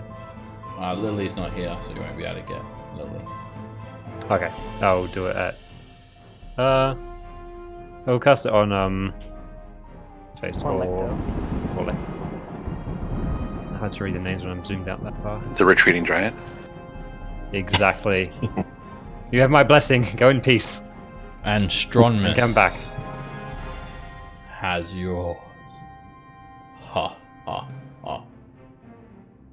Then I'm gonna action surge and shoot this dragon.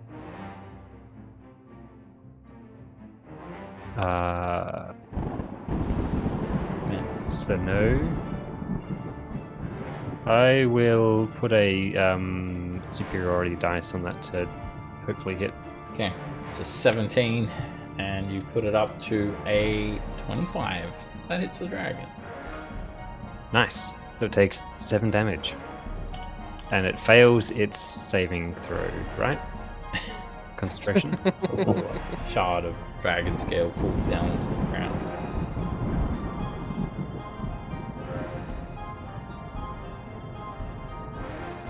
Oh.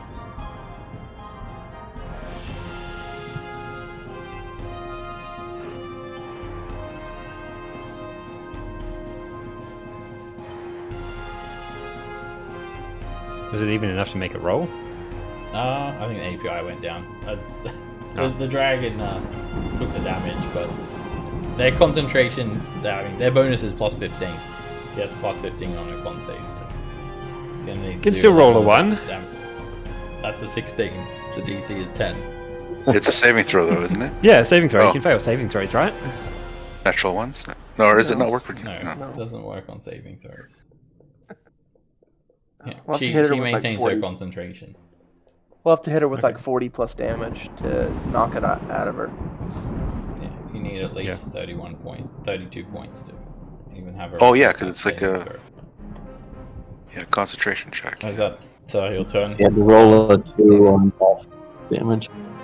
Alright. I thought you were trying to fear it, She dude. took the 7 I was piercing totally. damage. Yeah, well, I have to be able to hit it, and I can't hit it without using a superiority dice. And I can't use another one. Same attack, sadly. Chuckles and notes the storm giant that was brave enough to fly up next to her. She says, Very well then. I will enjoy tearing you limb from limb with my bare claws. and we'll Your take a bear 10-minute break now. Not my I thought you bear had claws. dragon- I thought you had dragon claws. My bear dragon claws. Alright, we'll resume this in 10 minutes and we'll continue the fight then. I'll see you guys back soon. Alrighty.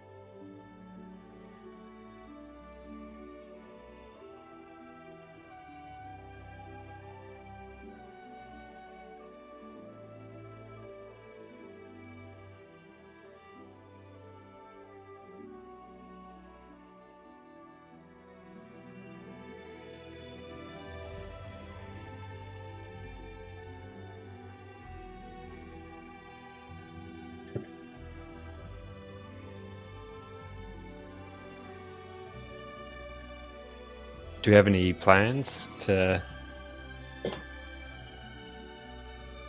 do with this?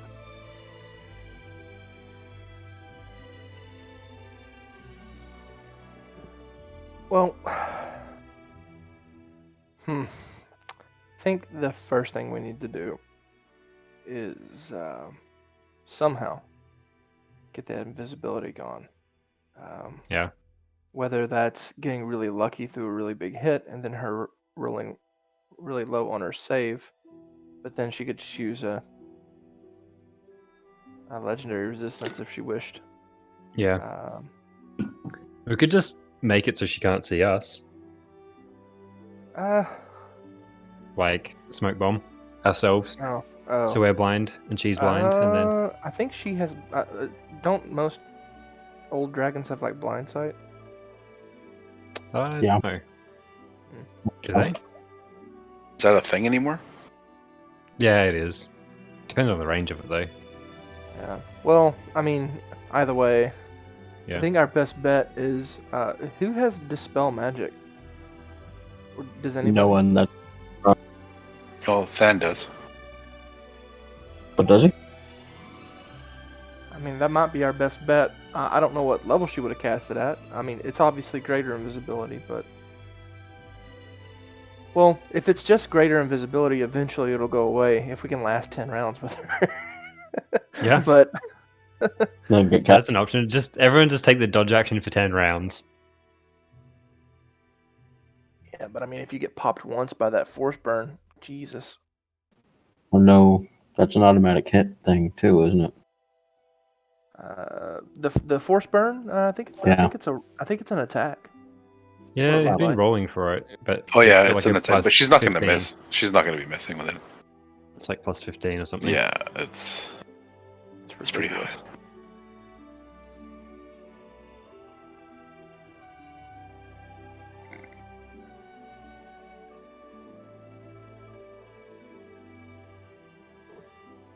I don't know, this is gonna be tough.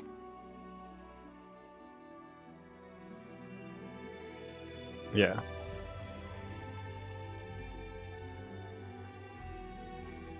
Check to cast a scroll that you can't cast. That's two. What's that? You're breaking up a little bit. Got a scroll that's too high for me to. It's higher than a spell I can cast. It's act like dispel. It's basically 10 plus. Yeah, I mean, it's just Model. it's just a check that you have to make. Like, if it what level spell is it?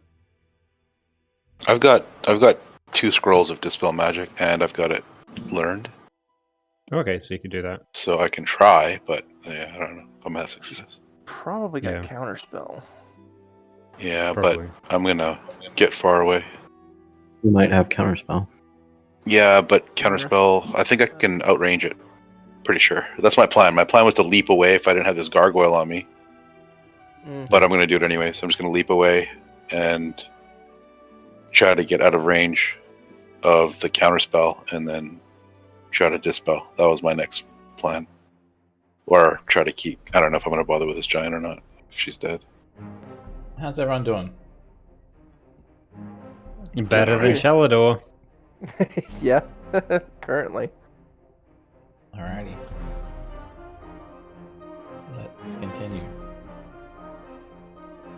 So, Imrith has come forth from this sinkhole in the middle of the amphitheater. Most of the gargoyles have been destroyed, but Imrith has been unleashing these devastating attacks with obviously the intentions of killing all of these storm giants, saving King Hackadan for last.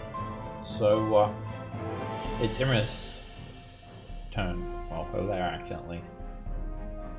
And she's going to have this cloud of sand kick up in people's faces. I think she'll get as many people as she can. So here, all of the swirling sand kicks up in Roderick, Norin, and Amir's eyes. And the three of you need to make con saves.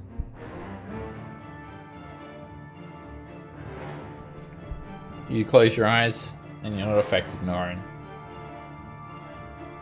Roderick, it's just small rocks in your eyes. You love it. What is sand? But And really then small. for Nemea. That's Lily. Oh, sorry. I'm just not used to hearing the name. Sand gets in Nemea's eyes, and Nemea is blinded. That's not good. I mean, is it though? Attack at disadvantage. Thomas, you're up. Alright. I'll fly back, take a little cover behind the plinth, and try to shoot some Eldritch Blasts at it. Alright, going for Imrith. Yeah. Miss. Miss.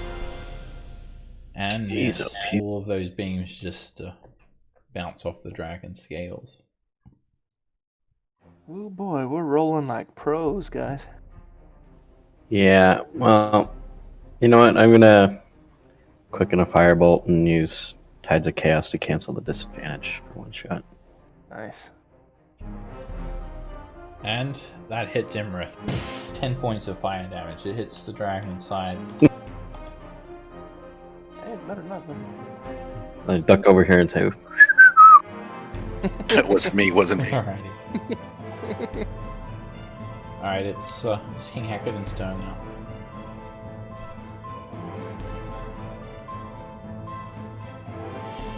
Fires ballista at Imrith. And the harpoon completely misses. And the harpoon gets a little bit stuck. Misfires. Than. All right. I'm gonna leap away if I can, 35 feet. I need a 10-foot run up to do. So if I run jump. this way, will it be difficult terrain? If I go this way? Or if you jump, then you don't have to worry about difficult terrain. You're jumping over it all. Okay, so I will be jumping. So my question is this, though: from where I am, will I be? You can jump 25 feet with a standing jump, or double that if you get a 10-foot run up. Okay, so then I will. I want to jump so I'm like 70 feet away from the dragon. Basically, You is can what I jump want. 25 feet from a standing jump, or double if you get a 10-foot run up. You could Can't jump twice in one 75 turn, right? feet though. No, not in one go. At least. Yeah. You take a 10-foot run up, and then you 10-foot jump- run up. Yeah, that will let you jump 55 feet basically. So you'd have 5 feet of movement speed left.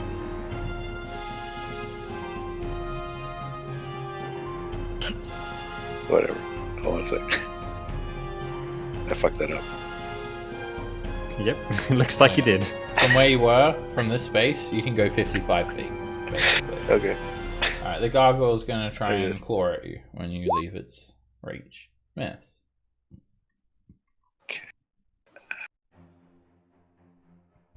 All right. Now I'm going to try to use a scroll of dispel magic on the invisibility, Okay. if that's a possibility. Yeah. You pull out the scroll of dispel magic and you use it. Spell scroll. It's Spell scroll. Yes, I have 2 down to 1. it's just And base level, 3rd level. So when you use Yep. it, you need to make a wisdom check.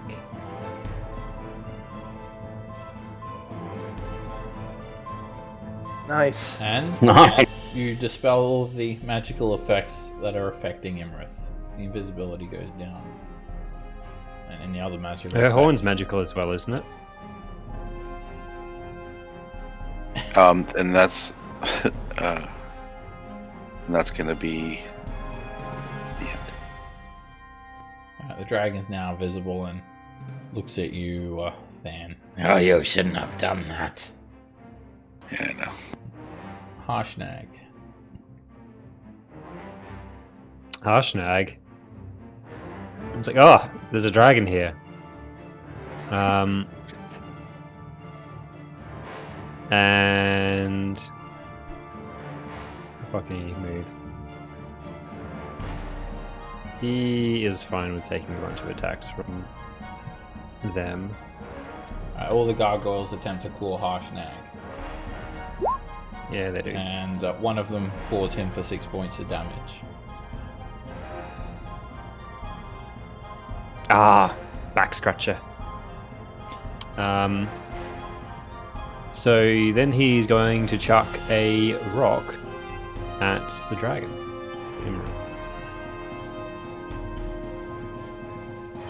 And that looks like a miss to me. It's a miss. The rock hits Imra's side and breaks into pieces. Nemea. Well, thank goodness he's visible now, so I can. So blind will matter. I'm gonna chuck a rock at where I think the dragon used to be. And you've got Bless as well, plus 1d4.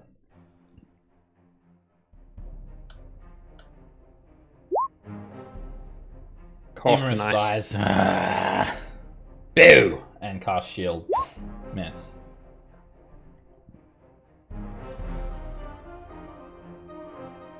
Well, Right, he heard he's something blind. hit, so he's happy about that. He doesn't understand it was a shield. So he'll end his turn, and then that's a con save on the blind. Yeah. Nemea is no longer blinded. Imra's shield drops.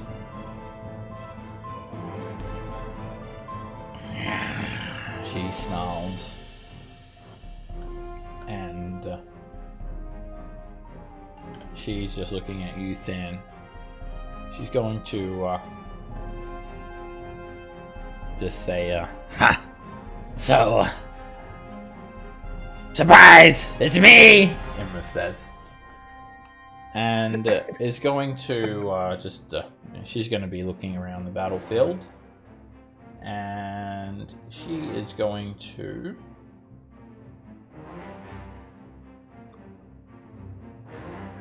smile.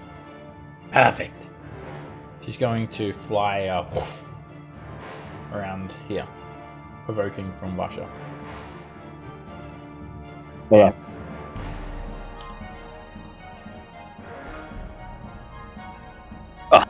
Basha swings and misses. Imrith then opens her mouth, and she shoots out lightning from her mouth. You can actually see the lightning move in and out all these like cavities in her skull. She has all these pock marks in her skull, and this is not the first time you've taken a good look at Imrith, but she has this massive horn jutting out of her head, all these small spikes running down the back of her spine. She has these frilly ears, spikes all over her arms, these very, very deep, like azure-colored scales. And, she's probably one of the biggest creatures that you've ever seen. She's bigger than a rock, way bigger than these giants. And her breath weapon comes out in a size that matches hers. It's a massive line of lightning. And she's going to hit Roderick. And then Than with that, I'll put on the template. But she angles it down on a diagonal. Like that. She shoots that breath weapon out.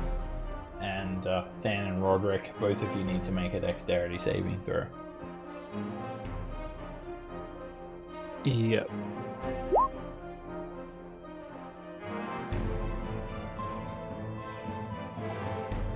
How high are these pillars?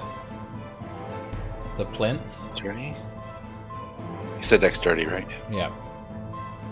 The plinths are starting from the middle section of these stairs. So the stairs are 20 Oh, it feet all high, angles so down. It Yeah. would be 10 feet here, 10 feet high at this side and level with this section. But yeah, she's doing it on an angle, straight down. I'm And, guessing. you'd get half cover from that then. Are we doing that? Okay, this is gonna hurt. Both of you fail the saving throw. Roderick, you absorb it down to 42 points of lightning damage. When you cast Absorb Elements, Imrith is going to cast Counter Spell. And Purity. Than, you I have protection too. Yeah, you fail the saving throw, but you actually resist Dragon's Breath weapon with that worm claw, so you take 42 points of lightning damage. So I still take the 85 because the counterspell. You take more than that. You also take 22 points of psychic damage from the arcane feedback as she overchannels your mind when she counterspells you. You just feel this incredible surge of the arcane wave just knock you back. And Imrith Mr. Stark, just I don't feel so good. kind of smirks, but the dragon is ground level now. She perches on those stairs to do that. Oh. And Okay. she just be easy. smiles. Don't do that again. Wait your turn. She says. And Right, DC back at you. 42. Jesus. No more. I just no saw more that. Bless, I guess. Jesus. I'm assuming Bless has gone down. do you have Yeah, anything to I increase didn't your, roll a Constitution save, 40. Roderick? Anything to increase it by 30? Yeah, or does it have my? Yeah, it's got my Oh no, I didn't add my blessed onto it, but so? I don't think that'll help. All right, Nora. blessed is only up to a 4. Well, you're isn't wearing it? your +1 protection too, aren't you? So Okay, you should be good. she's ground. She's within melee She reach. perches. of Norn. She's- She actually stops and smiles for a brief moment, and takes a picture. There we go. She kind of looks like that. All right. Well, let's see if I can't cut a toe off. Kill her. Never mind. And 22 hits.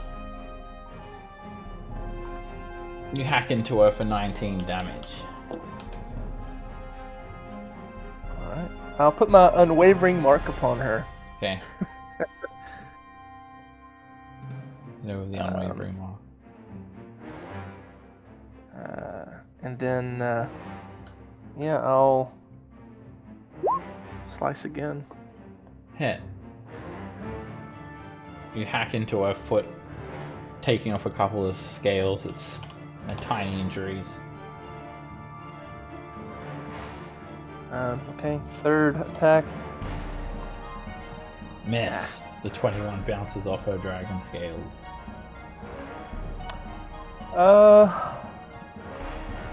Yeah, I feel like we're not gonna have.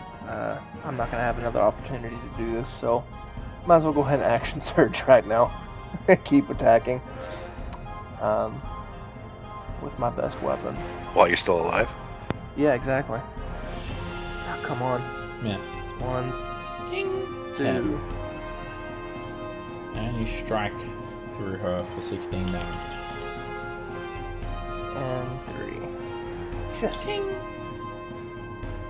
Plus 15, and I'm rolling 5s and 6s and shit. It's ridiculous. Yeah, I don't think Hidden Step's gonna help me here. Alright, that's it. She launches up into the air with a massive beat of her wings. There's such a surge of wind it actually kind of cuts through you.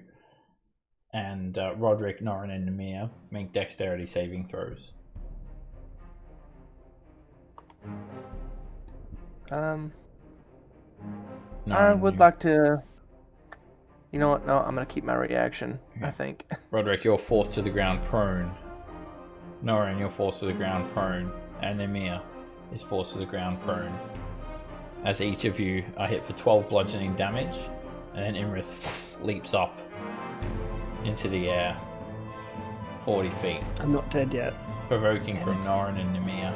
Oh, and yeah, just Norin and Namir. You know, I think, yeah, shit. Namir swings Yeah, I will and use... just misses Imrith slightly. I'll try to. I'll go ahead and use my reaction to try and get her. To hopefully make her stay. And that hits. So you do. She doesn't get anywhere. She Shit. Stays there. And Perched at the wrong fella. actually, it's if she moves within 5 feet, right? So there. Yeah. Okay. So as soon as she left. Alright. She's hit and takes the 17 damage. She stays right there. And you've basically just jammed your longsword into her foot, into the ground. And she goes to take off. Ah! Just starts ripping through her hand. And then whoosh, you pull the blade out. And Nara, you're up. I'm going to Shaldor still savable here. Yeah, No. Shaldor is kind of... You can still see the storm giant breathing. Bonus action healing word him then.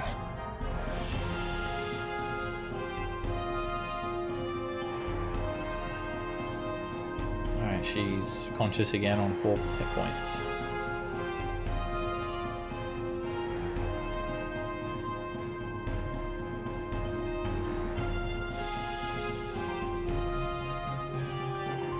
Imrith is going to turn around and tail attack you, Norin.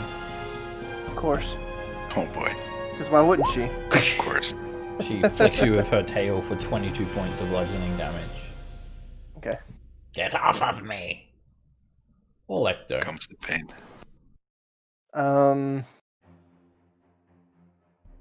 What would Orlecto do here?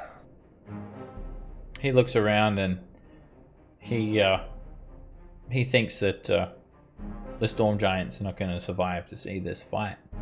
This may be the fall of these storm giants and King Hecatan.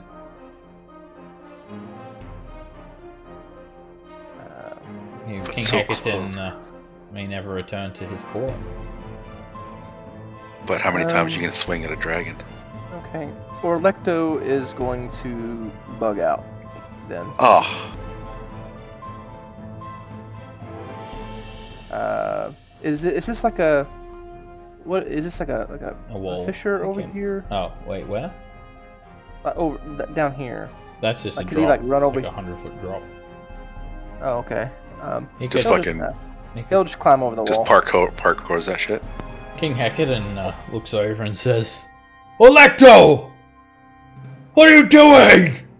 Gosh, your sudden but inevitable betrayal! For Princess Mirren, and then he'll jump off the side. Feather fall down. For Princess Mirren?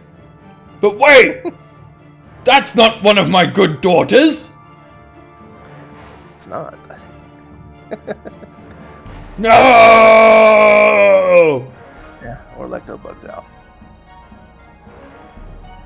Traitor! Olecto flips slowly everyone falling. off. Yeah, And slowly falling down. feather The falls backward bird. Yeah. And just slowly going away. Alright, Olecto leaps over. He leaves the Storm King to die, and he proclaims his loyalty not to Princess Sarisa or King Hecatan, but to Princess Mirren. Not good. And he feather falls down and gone. Runs off into the sunset.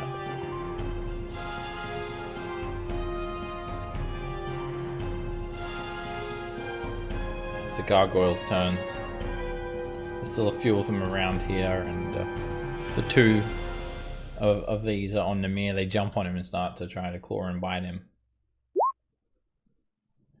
And he's crit for 11 damage, and then he's hit for another 9. So he takes 20 points of damage. Jeez. That was Namir. Yeah, gargoyles are tearing into him. You said 20? Yeah, 20 points of damage. Got it. This gargoyle's going to jump on Shaldor and start ripping into Shaldor and try and rip the giant's neck out. It chomps Shaldor, and Shaldor is now dying. And then the gargoyle's going to claw at Shaldor, and Shaldor fails 2 death saving throws. The gargoyle is just ripping her neck out. King Hecate, his blood is boiling, and you can hear this thunderstorm starting to really crackle overhead. He clenches his fist, and he starts to get angry. His eyes are just basically turning into lightning at this stage. And then there are a few more gargoyles over here. They catch up to Harshnag, and they start trying to claw him after they get their reactions back. They chase Harshnag down, and all 4 of them start tearing into him. 4 bites and 4 claws. And they start to injure Harshnag a little bit.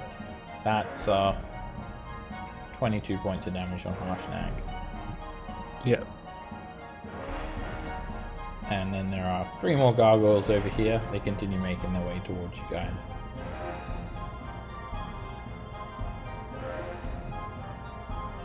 Lily. Lily will blink in right next to the dragon. She will use her bonus action to send the fist at it. How far can Big Beast move? Let's see.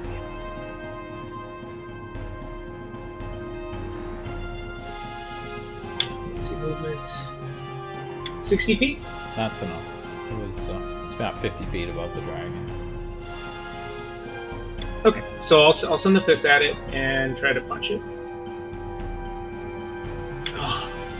It misses. It just doesn't do anything on the dragon's side. All right. Well, then I guess I'll pull my short sword out and start hacking away. Miss. Nothing. And miss. Both attacks don't get through the dragon's scales. Yeah, it didn't go great. Well, that's all the things I can do. All nothing. Vasha. Vasha's torn whether to chase the traitor, but she'll fly down and swing at this guy. The dragon. Come on, Vasha. Nice. Vasha runs over, jumps up, and then just lands on the dragon and pokes Imrith. I think Vasha's still flying as well, right? But she flies down. Pokes Imrith for 30 points of damage. And she actually starts cleaving through the dragon's scales again. Imrith is looking shocked. There's still only minor injuries, but you can see a couple of streaks of blood now running down the dragon's side, but Imrith doesn't really look too bothered or concerned. Norn gives a thumbs up to Vasha. Good work. Roderick. I have a question. If I use the Earthen Steps to meld into stone from the item, does that count as casting the spell bonus action, so no more spells? Or is it does it like say it lets you cast the spell, or does it say it produces It the says effect of the spell? you can cast meld into stone as a bonus action. Then yeah, you cast the I want to spell. use this property. Yep, alright. So in that case, I can't bless people before, so I'm going to have a disadvantage if I make a range attack because the dragon's on top of me, right? Yeah, within 5 feet of the dragon. Yep. So that's a little bit inconvenient. Instead, I will. How much better with?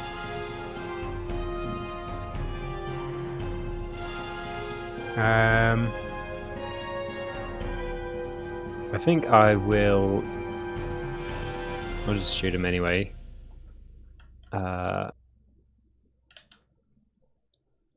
Hit. You point blank. Nice. You basically just stab Imrith with the arrow. And I will instill fear into her. The dragon doesn't even notice what you're doing. Doesn't even register it. Doesn't realize that you're under there. Where did that pesky dwarf go? Exactly. Nothing to see here. I'll shoot her again. And then I will meld into stone and do like the Terminator thumbs up. I'll be back. As I sink into the stone. The Terminator 2 theme song playing. Yeah. I have 2 health, so I think it's okay. Excellent. Imrith just says, "Ah! Gee! Ah! That was uncomfortable. I felt like I had a rock underneath me or something." And oops, dragon doesn't get their reaction back, but they do take a lair action. And this lair action is going to cause a crackling cord of lightning to link from one plinth to the other, basically. No, don't really need a template, but near you, Than. So it links from that plinth to that plinth. Lightning cuts through your space, and you need to make a dexterity saving throw. It just it just like appears. It doesn't stay or anything like that. Bolt of lightning hits you for 10 points of lightning damage then. And oh, did you lose concentration as well? I think you did. Absorb elements is gone too. Okay, that was it for Imrith. Lair action. Thomas, you're up next. Alright, I'll fly up in the air. Maybe 30 feet.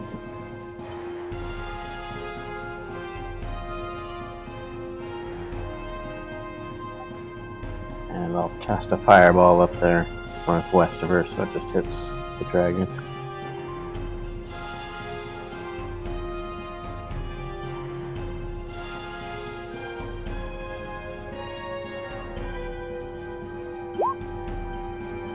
Nice fireball. Roll on the Wild Magic Surge table while you're at it. Woohoo! Imrith does dodge, so she doesn't take the full brunt. She's very quick to bring up her wings and just shield herself with that. And roll a 1d10. Got you a little shorter. Alright, you're, yeah. Instead of being 10 feet tall, you're now 9 foot something. Wow. There we go. And as I'm up there, I'll quicken another firebolt out. Should be high enough to avoid those plinths. Oh, easily. This dragon is massive as well.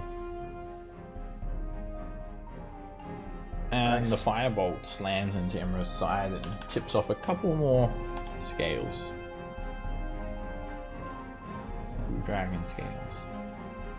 That was...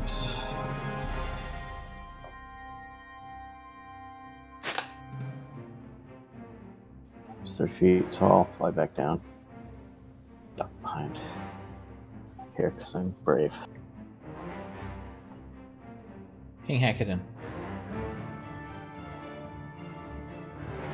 Move there and fire his ballista at Imrith. To miss, the harpoon bounces off the dragon scales.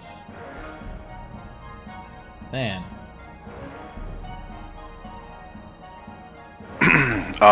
So I'm going to jump. I'm gonna jump down to here. And I will. I'll try to get Shaldor up again with a healing word. At some point, Shaldor's just gonna be like, "Let me die." alright, Shaldor is stable again on 6 hit points. She should have 8 actually, but I'll take care of that. And not that it makes a difference with the amount of damage going on. And I will. Can I see this gargoyle? Yeah. All right, I'm gonna toll a dead on it. Or never mind. Bonus action. I can't do that. You can do Toll the Dead. Healing word's a bonus action. Okay. Then I will do that. Toll the dead. Oops, I keep hitting the wrong side. It saves anyway, so it doesn't matter. It was going to be a max damage roll, obviously. Possibly. And I'll end my turn. If I can. There we go. Harshnag.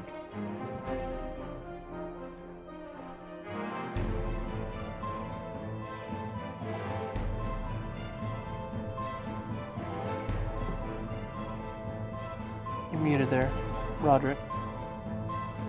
Oh, whoops. Harshnag will basically run up. Like, so many things open. Oh no, he's getting a little bit. We'll chop at some of these gargoyles. Let's start with that one there.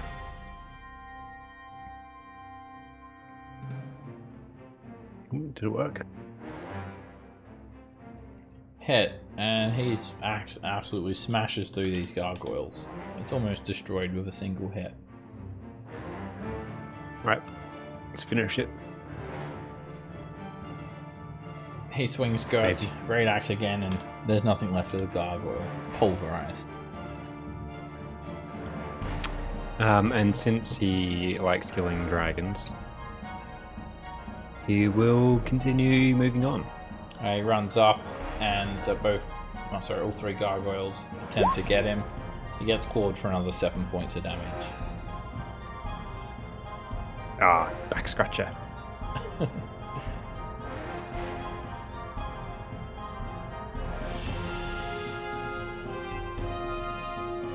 Okay. Nimir. Nimir, he's just gonna start swinging the sword. Angrily screaming. That hits, and he drives the greatsword into Imra's side for 37 damage. Gah! Shaves off some more scales. This might be the first time he landed something. And he rips through the dragon again. Imrith is starting to look kind of scratched up now. Not bloodied, but scratched up. And he gives out a mighty roar.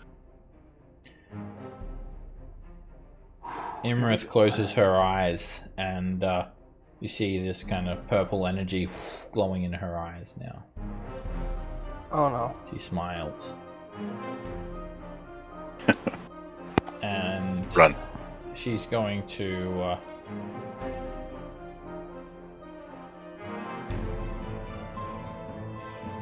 back up 5 feet. What's the range of these giants? 10 feet. She's still in their range. Surprise! She says, and from the tip of her horn she shoots out these rainbow-colored beams. It's not a surprise at this point. Stop. So would that have put her 15 feet from Nimir? Yes. Yeah, she actually does get an opportunity attack from Nimir. Nimir would take it. He misses. And oh, she's not within 5 feet of me anymore. Never mind. Yeah. You use your reaction anyway, Norin. And well, I mean, it would have been. I was talking about the unwavering mark stuff. Oh, the unwavering. I have to be within 5 feet of her, okay. so it's not. Alright, and you guys know what's coming. Her force burn.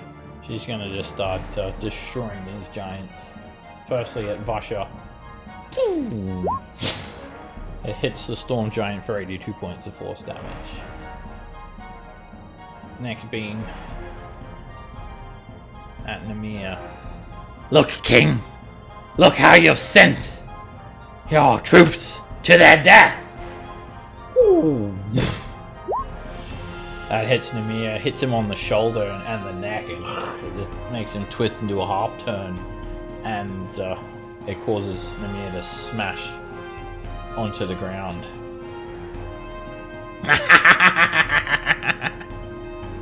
And then at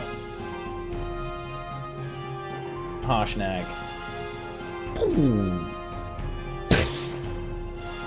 And it hits him, clips him on the shoulder as well, and sends him spinning around. This rips through his armor, rips a big chunk of meat off of his shoulder, He's hit for 81 points of force damage. Imrith then chuckles again and continues flying up to a height of 40 feet above. Well, actually, it'll be 70 feet above ground level. It's about 20 feet above this area here. Norin. Would she have provoked an opportunity attack from Vasha when she moved like that? She would have actually.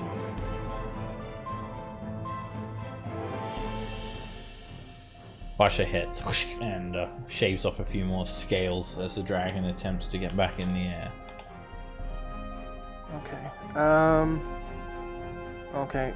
Throwing javelins is not really going to be worthwhile. I don't think. So. Just throw darts. Sharpshooter. No. I think what I'm going to do. I will stand up. I'm going to use my bonus action to second wind because I'm pretty hurt at this point. And that could have been a better roll. Oh well.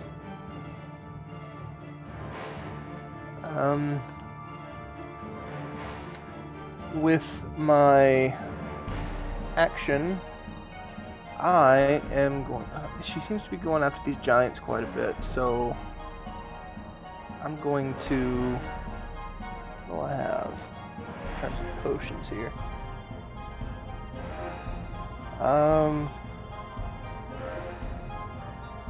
Just so he's not dying on the ground anymore. I'm just gonna throw the vial and all into Namir's mouth. Just a regular potion of healing. He chokes on it until his esophagus crushes the glass, and then he gets the healing. It's a little paltry hill, but it's something to get him up for the moment. So basically, he can be a meat shield for us. There you go, Namir. Get back up. There's still a fight to be had. And so that's my action. Bonus action. I'm not gonna move. That's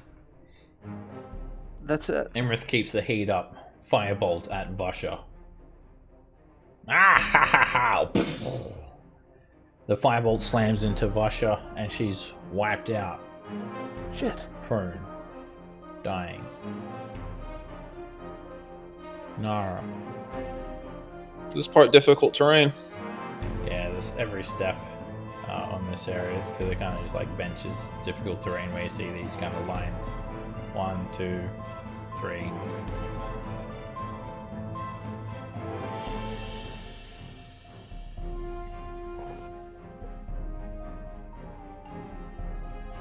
And then I'll dash.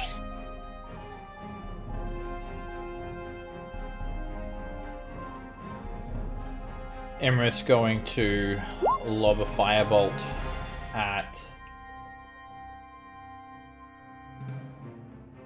Harshnag. You're a funny-looking storm giant. Whatever you are. I guess it doesn't matter anymore, does it? Because there's no ordering. You're all just mush. The firebolt hits Harshnag for 27 fire damage. 27? Yeah. Here comes the gargoyles. You're a funny-looking lizard.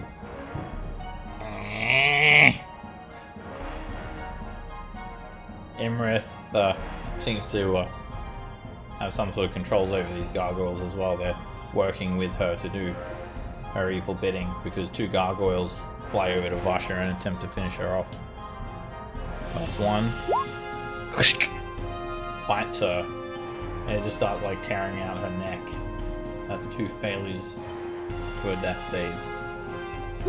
And then the gargoyle finishes her off, just rips out her neck entirely and starts burrowing into her neck basically. This gargoyle attacks Namir and swipes him for 4 slashing damage. And Oh, come on. bites him on the eyeball for 9. This gargoyle starts tearing into Shaldor. Shaldor is hit for 7 slashing damage. And she's bit on the neck as well, unconscious and dying. The other 3 gargoyles swoop in to try and finish Shaldor off.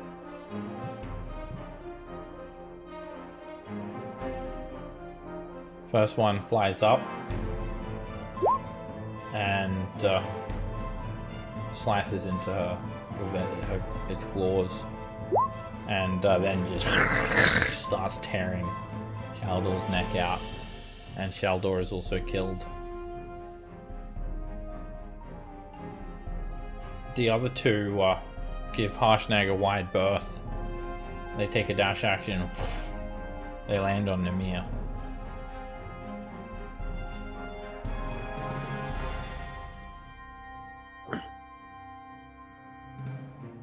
And I think that's all the gargoyles. There's not that many left, but yeah, there's still. I know there's a few here.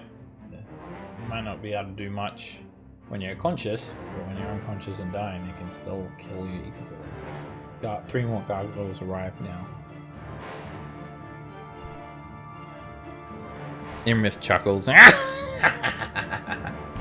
and attempts to finish Nemir off, or at least put some more damage on Nemir. And that misses. 14.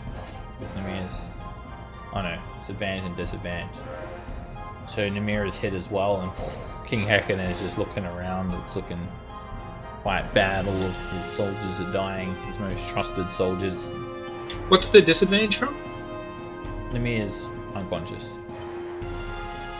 Incapacitated.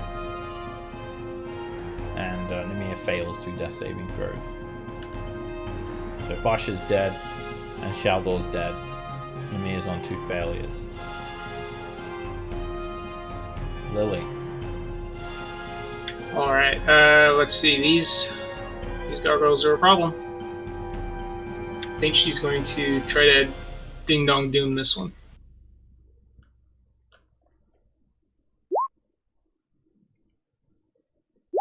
The gargoyle fails and starts to break apart. 15 damage leaves the gargoyle almost destroyed. And then I guess the hand will run up here and try to grab hold of the dragon. Is there a size restriction for that? I can check. I'm not sure. Grasping hand.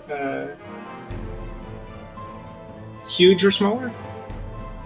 She's gargantuan. Ah, then it will not be a grab. I guess she just tries to punch.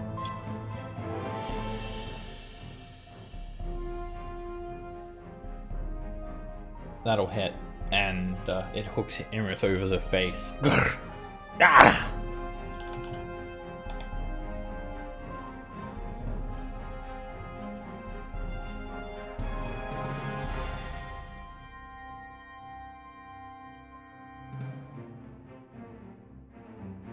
Vasha is gone. King Hekaden is just kind of part angry, part tearing up, and he's just cursing out Imrith. Get down here, you coward! Roderick, you can just hear basically what's happening around you. Can't see anything, what's going on. But it doesn't sound like I'm under the dragon anymore, right? No, you can't hear. It should be quite distinctly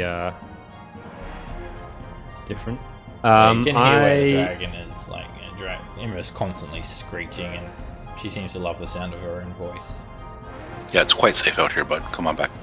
Perfectly safe. I am going to exit the stone. Okay. Bonus action? I think I can just... I lost... Stone shape. I can look it up. Meld into stone. Oh. You can use your movement to leave the stone It's where just you movement. entered it. Alright, you did have to use 10 feet to stand up. I'm guessing you want to stand Yeah. 5 feet to move up So- into the stone, so it costs you 20 feet to get there. Sure, that's fine.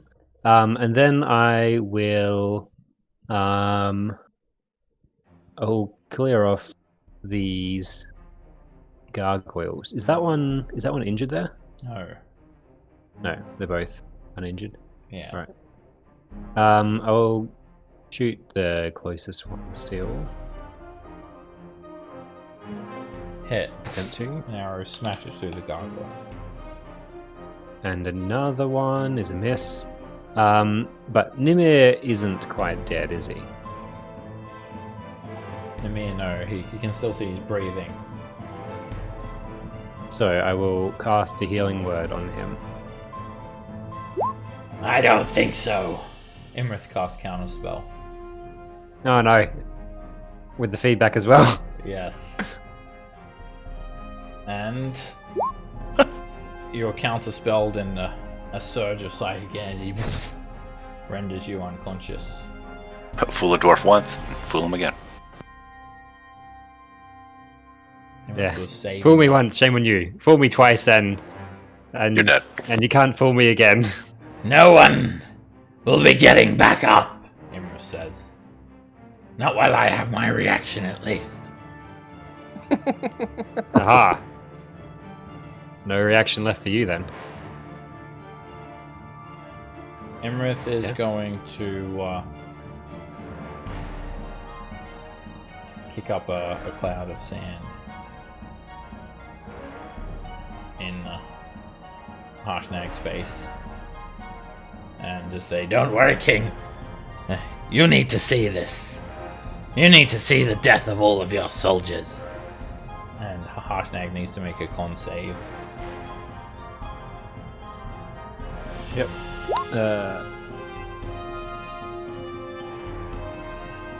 Oh wow.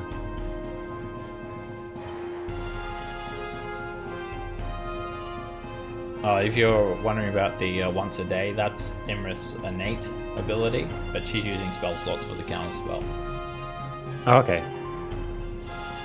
She has Right. innate spell casting abilities, plus she has But also spell there's- slots yeah. like a wizard. Or actually, sorry, like a sorcerer.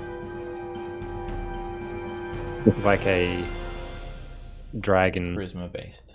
Alright, source. yeah. Her innate spells don't require material components. That's how innate spells work. Alright, she's using spell slots. She hasn't used any of her innate spells today. Alright, Roderick, you, what was the con save for? There was a harsh nag for the Oh yeah. Harshnag is blinded. You can repeat the save at the end of his turn. Thomas, you're up.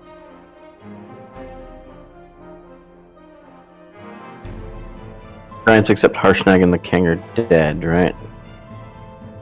They're the ones, the gargoyles. Easy time. So I'm gonna fly down to here. How high up in the air is the dragon? She's 20 feet above this level, basically. 70 feet above ground level.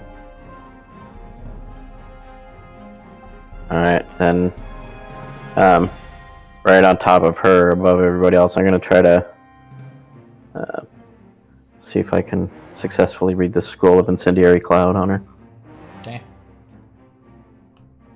Alright, pull out the spell scroll and you cast Incendiary Cloud. Make a charisma check.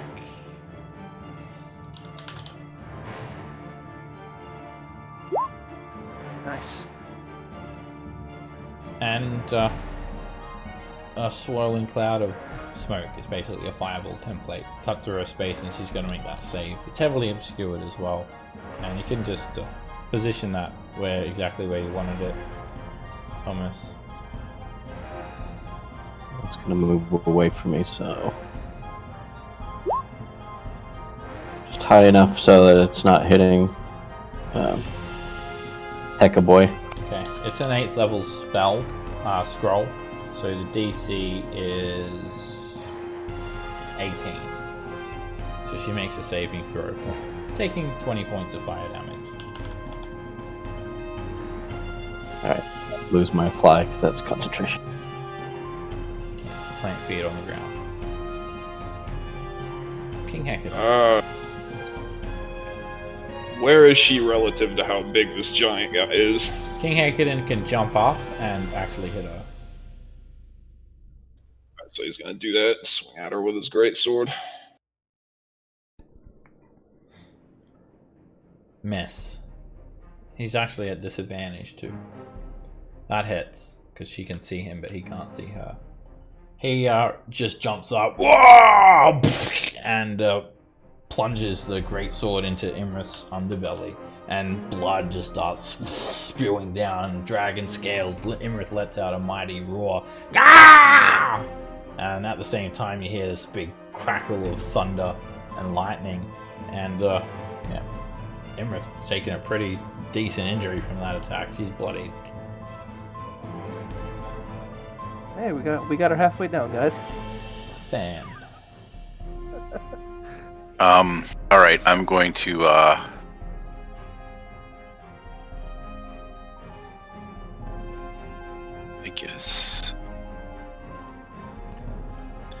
guess I'm just gonna try to I don't know, fuck. I'm gonna do a Toll the Dead on this guy here next to Chaldor. Gargoyle fails and starts to break apart. It's almost destroyed. And then I guess I will bonus action. How far away is the dragon from me? Is it difficult, or is it disadvantage for me to attack the dragon? The dragon's heavily obscured. So if I did like a spiritual weapon attack, would I have disadvantage? Yeah. Dragons Yes. have blind sight. Let's have blind sight. And I will do a spiritual weapon attack on the gargoyle, the one that I just damaged. It's a miss. Okay, and I've cast the spell, right? So I better submit the damage, otherwise it won't do that. Okay, and then I'll move this way a little bit. And Harshnag. Alright, Harshnag can help clear up these little ones. What's his read? It's 10? 10 feet. I think. 10. Oh, yeah. Against humans, apparently it's only 5 feet. Interesting. So it should be 10 Probably a feet. tapper, yeah. Yeah. He can move a little bit.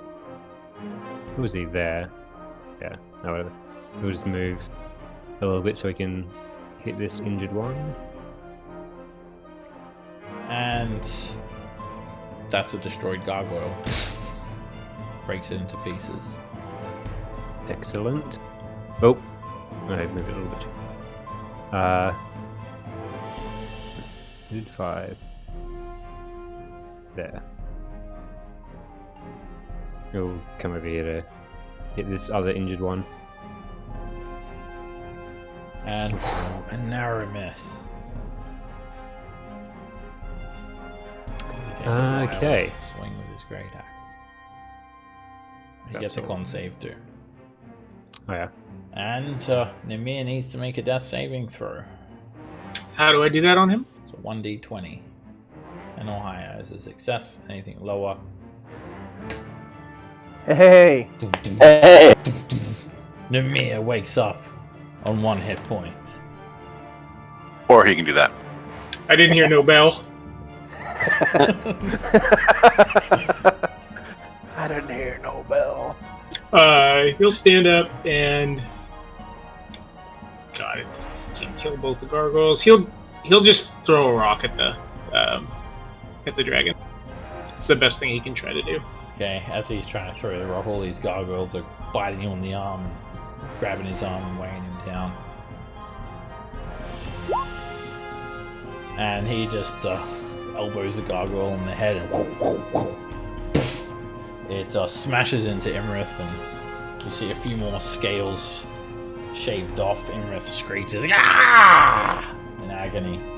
He screeches back. "Rah!"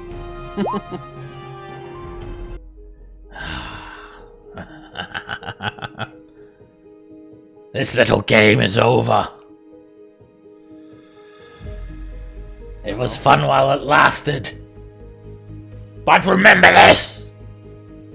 Dragons rule this world. Everything else are merely toys, puppets in our game. We're the ones who pull the string. There will be no more giants. There'll be no more small folk. The ordning is sundered. The giants will kill the small folk. And the small folk will kill the giants.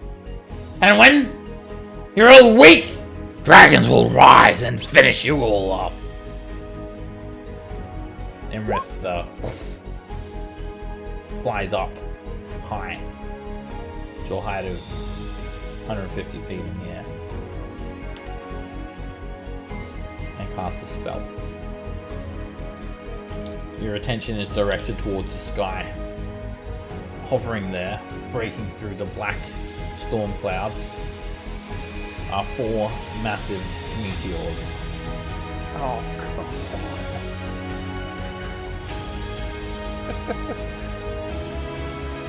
Imrith casts Meteor Swarm. The dragon is not playing around anymore. And she just starts sending them down one by one.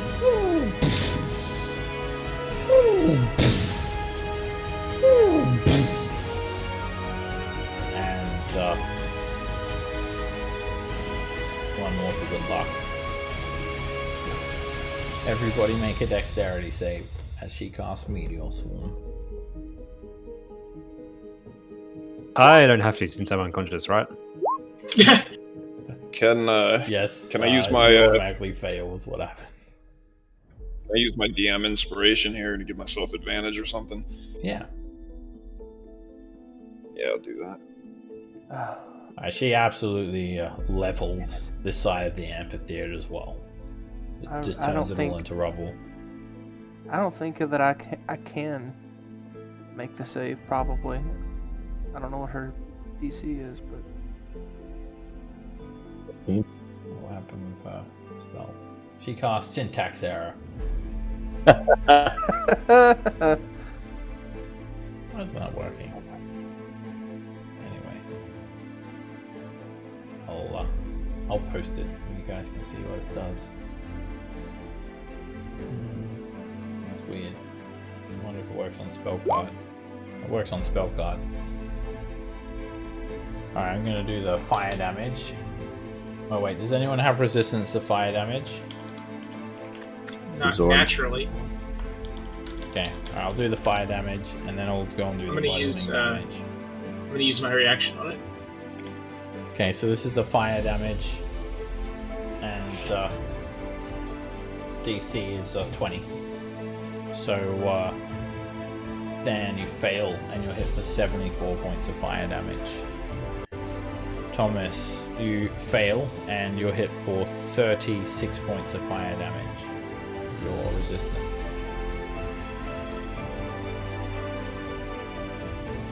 Norin, you fail and you hit for 74 points of fire damage. Lily, you succeed and you're hit for 36 points of fire damage. No, 37 points of fire damage. 37, okay. Nara, you succeed and you're hit for 37 points of fire damage. This sounds really ridiculous, or it looks really ridiculous when I imagine it happening, but I'm going to use my reaction to interpose my shield. Alright. You just say, fight in the shade, and throw your shield up and duck down, and you use your reaction to take 0 damage. You just block yourself completely from all the explosion, duck down, and your shield is basically a bunker. Harshnag is hit. He takes 74 points of fire damage. Namir is back unconscious. And King Hecaton. Did he make a save? King Hecaton can make a saving throw. He succeeds. Sorry. And he takes... Just imagining that. Yeah, no problem. He takes... it's not... There's still more to come, so... but you'll take 0 damage. Hecaton takes 37 fire damage. And then there's the bludgeoning damage. So we're going to go around again.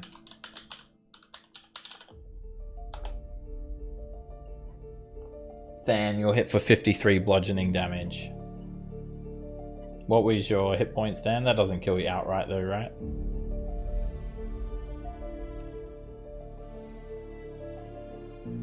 Hello? I don't know what you're asking me. If you take damage that exceeds your max hit points, it kills you instantly. My max is 107. Yeah. What were your hit points before you went unconscious? 63? 64? And then, that's not going to kill you instantly. Alright, you hadn't finished dealing off that other damage yet, but you're good. You're not killed instantly. Thomas, you take 53 points of bludgeoning damage. Norin, you take 53 points of bludgeoning damage. Lily, Norin goes down. You take 26 points of bludgeoning damage. Okay. Now, I wanted to ask, I didn't want to interrupt earlier, but would I have taken... I took like half damage from the dodge, right? On the fire? Yeah, so you took... oh, yes. Did shield also reduce some? There's, what, sorry? Because I wanted to cast shield against the fire damage. Shield? Sorry, I'm saying shield, I mean absorb elements. Yeah, it would have been reduced then by another half, so it would have been 18 points. 18 fire damage. So your total is 18 fire damage and 26 bludgeoning damage. And Harshnag is hit for 53 bludgeoning damage. King Hecaton is hit for 26 bludgeoning damage. Every single gargoyle is pulverized, and all of this, like the entire amphitheater, is leveled. It's just a big pile of rubble and smoke now. Don't forget the corpses. It's just utter devastation. And Roderick took 53 plus 74, right? Yeah, Roderick was hit for 127. That Right, kills him 127. outright. Yeah, that's 5 too much. Just too much. Yep. So you're going to need to get Dan to resurrect you. Yeah, you gotta get me up quick then. Alright, all this area now is just, it's rubble. It's all just difficult terrain. It's all basically ground level. The Colosseum is already crumbled enough as it is. And just put some rubble here.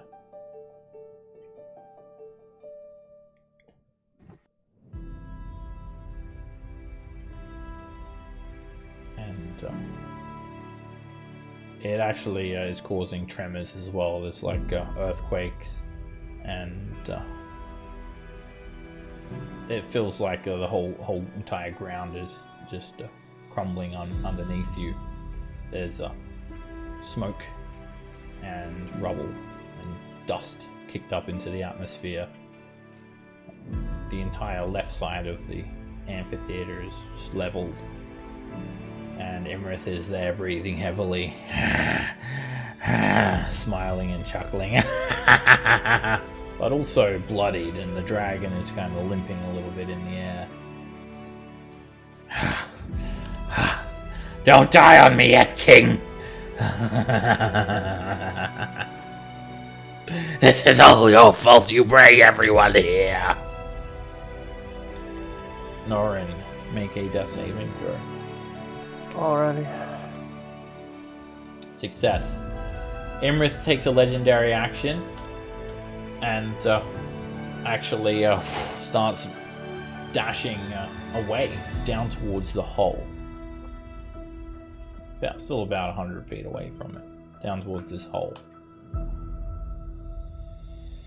Oops. Oh, sorry. I was hitting the OG. You hang up first. Yeah. Alright, Nara.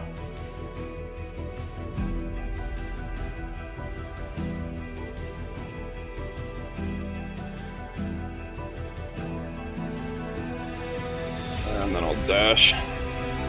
Alright, just like wading through the rubble. It's just like an absolute war zone here. You're looking around, people are like kind of half buried and everyone's unconscious. There's blood everywhere. Even these massive giants are just covered in smoke and ash. Lily. Oh, let's see. So everything's difficult terrain, right? Yeah. Even as you're like moving through this stuff, all of these pillars, they're crumbling as well. They're falling down onto the ground.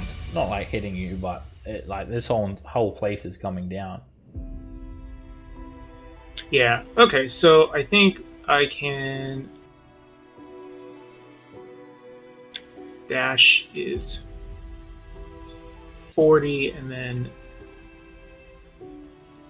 Misty Step 30 to get to Thomas. But that will use. Let me click Misty Step. That uses everything.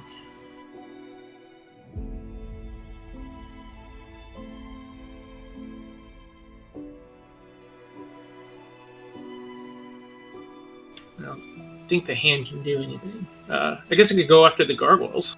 I think you lost concentration on that, Lily. Your Oh yeah, that would make sense. con save was 21, but I think your DC was about 40. So you took about how much damage did you take? Let's see. 26 and 26 and 18. and 18. So 44. So DC was 22. You lost it by 1. Alright, hand's gone. So that's my turn. Vasher is gone, buried under the rubble. You see a bloodied hand sticking out. Same thing with Roderick, covered with stone. As a lair action, Imrith is causing all of these structures to crumble. You're just seeing them just topple over. A couple more smash onto the ground over here. Thomas, make a death saving throw.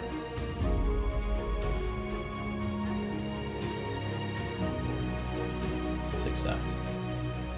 You guys struggle to try and help each other. Imrith is kind of on the back foot. You can tell that she's quite injured.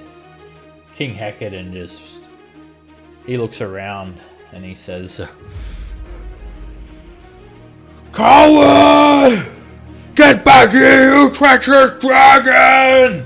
And he's about to kind of run and chase the dragon, but then he looks over at all the small folk and he remembers that you guys risk your lives for King Hecate. And he can't just leave. He can't just leave people. He can't leave you guys here to die. So he'll actually he'll go over and pick up Than. I'll just you can just relinquish control of him for a second there, Nara. He's going to go over and he picks Than up and he starts shaking him. Do something! Do something! And he can make a medicine check to try and stabilize Than as he's shaking him around. It's a wisdom check, King Hecate. We come around, but then you die of shaken fetus syndrome. Shaken baby syndrome. It's not helping Than.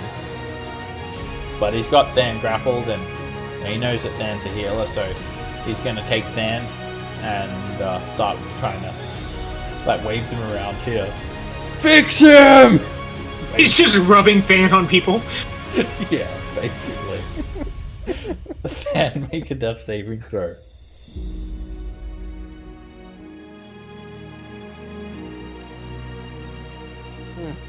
Failure. Well, King Ekon is not helping. with him like ragdolling me everywhere. He's trying to snap you out of it. Wake up! Wake up! Yeah, I think Nara was trying to come and heal me.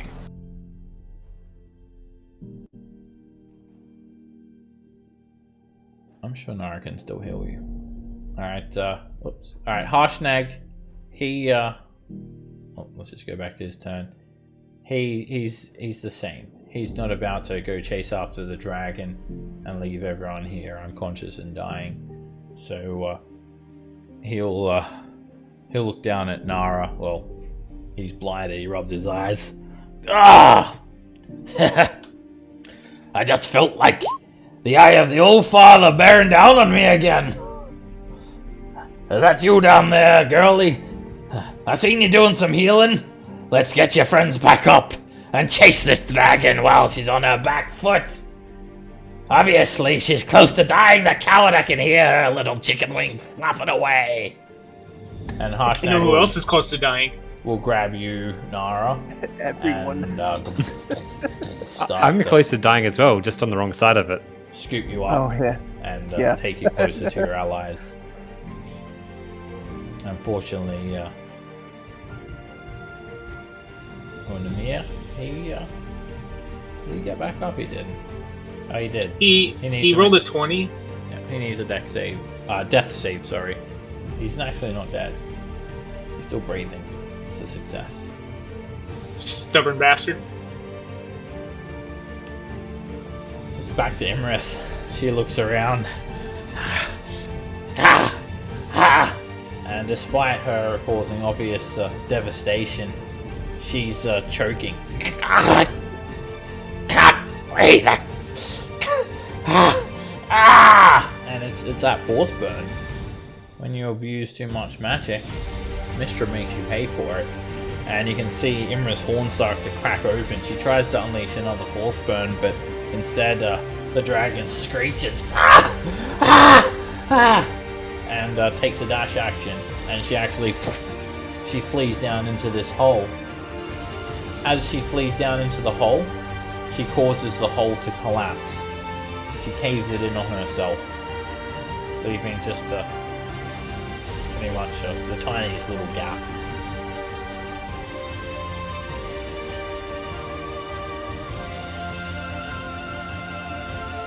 Norin, you're up. Death save, right? So that's 2. 2 success. Nara. I say put me down. Who said that? Actually, he needs to make a con save to see if he's still blinded. But yeah, he puts you down. And I give Fawn a potion of healing.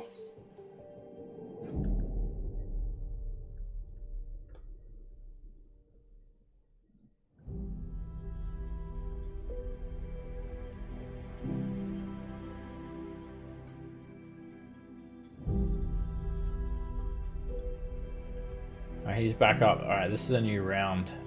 So while you guys look over to the eastern side of the Colosseum, and it's intact.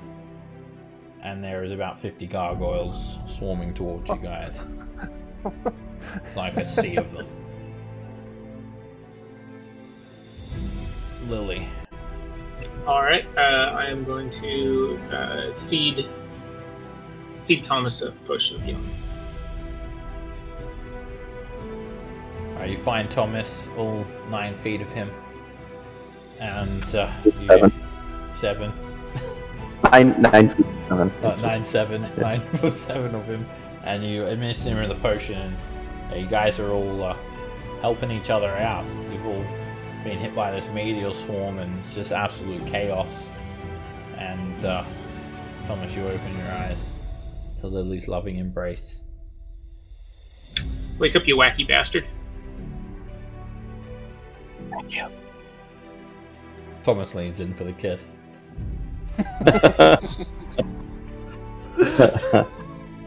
No, I'm just messing. Alright, you get him up, Lily, so he's not gonna die on you. Okay, and then Thomas, do you need me to stay here? No. I don't think so. Which way are we going? Away would be my guess. Yeah, stay here. I'll take you with me. Back to where I was. I won't do that. That's my opportunity. Roderick,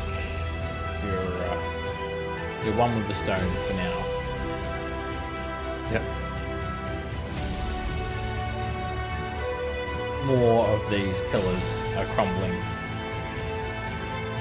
You look over and it's almost like the whole Colosseum's coming down. The pillars smash onto the ground. Thomas. Alright, I'll touch Lily and say, come with me if you want to live.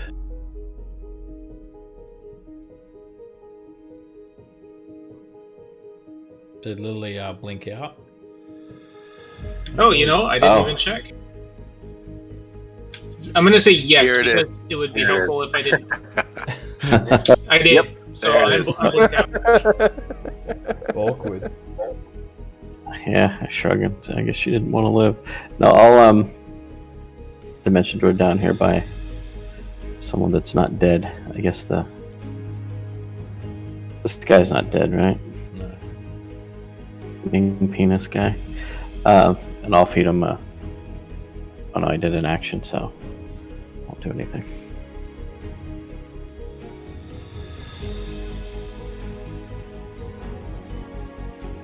Stroke his hair. Alright, King Hecate, he you guys relinquish control of the giants now.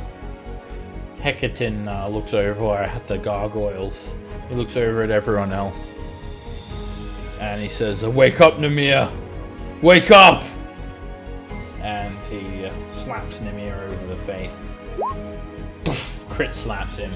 Nice. And Nemir is stable. Wake up! And then he stands here and draws his great sword and he says, "Come at me! Come at me!" And all this lightning is crackling in the sky. He stands in front of everyone, even though he's very badly injured. Then I will bonus action dash to get to Roderick, and I will revivify him.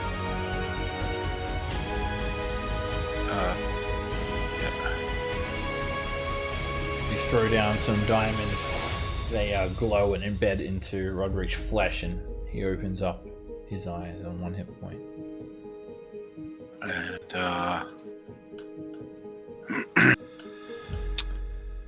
that's all my movement because it was difficult terrain, correct? Yeah, and you have Okay, to stand so- up using 15 feet of movement as well. All right, and then I will end my turn there. Then I guess.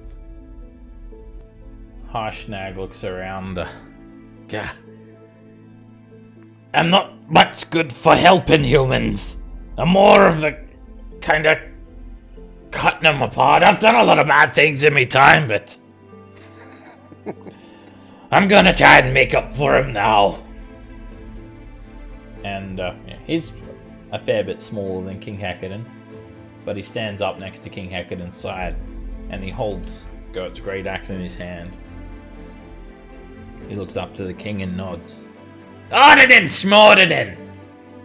I've never been one for the pantheon of gods and all that, but I know what's right and I know what's wrong, and I stand united with you to protect these small folk. Let's take out these gargoyles and finish that dragon! And Emir is stable. And Nora, you'll need a death save. Yeah, that's 2 successes, 1 failure. Norin's still breathing, half buried under the rubble, covered in blood. You can see his massive antlers sticking up from one. Yeah, I find the antlers and clear away the rubble and give him a healing potion. Scopes.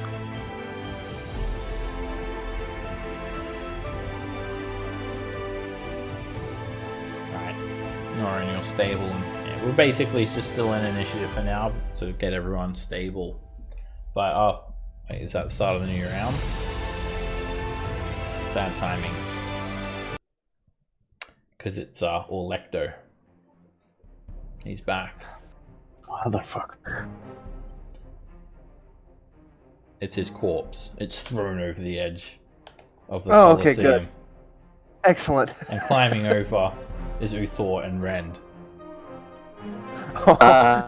Red probably chopped. Does That's he have hilarious. any legs? Does he have legs? Orlecto has no legs. Yes. First you just see a couple of legs fly over the edge of the Colosseum. And then the rest of Orlecto. And then Uthor runs over. He marches forward, he throws Ren down, and he stands next to his brother's side. I'm here, brother. The 3 giants stand there, and does someone want to get Namir up? I can get Namir up, and I can revive Sheldor and Vasha if possible. That's I've if got- you want to do that. I have no issues. You guys don't mind using. King I mean, Ekinen just says, We have plenty of diamonds. leave them! This is the way.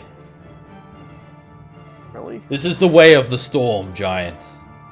We fight, and we die.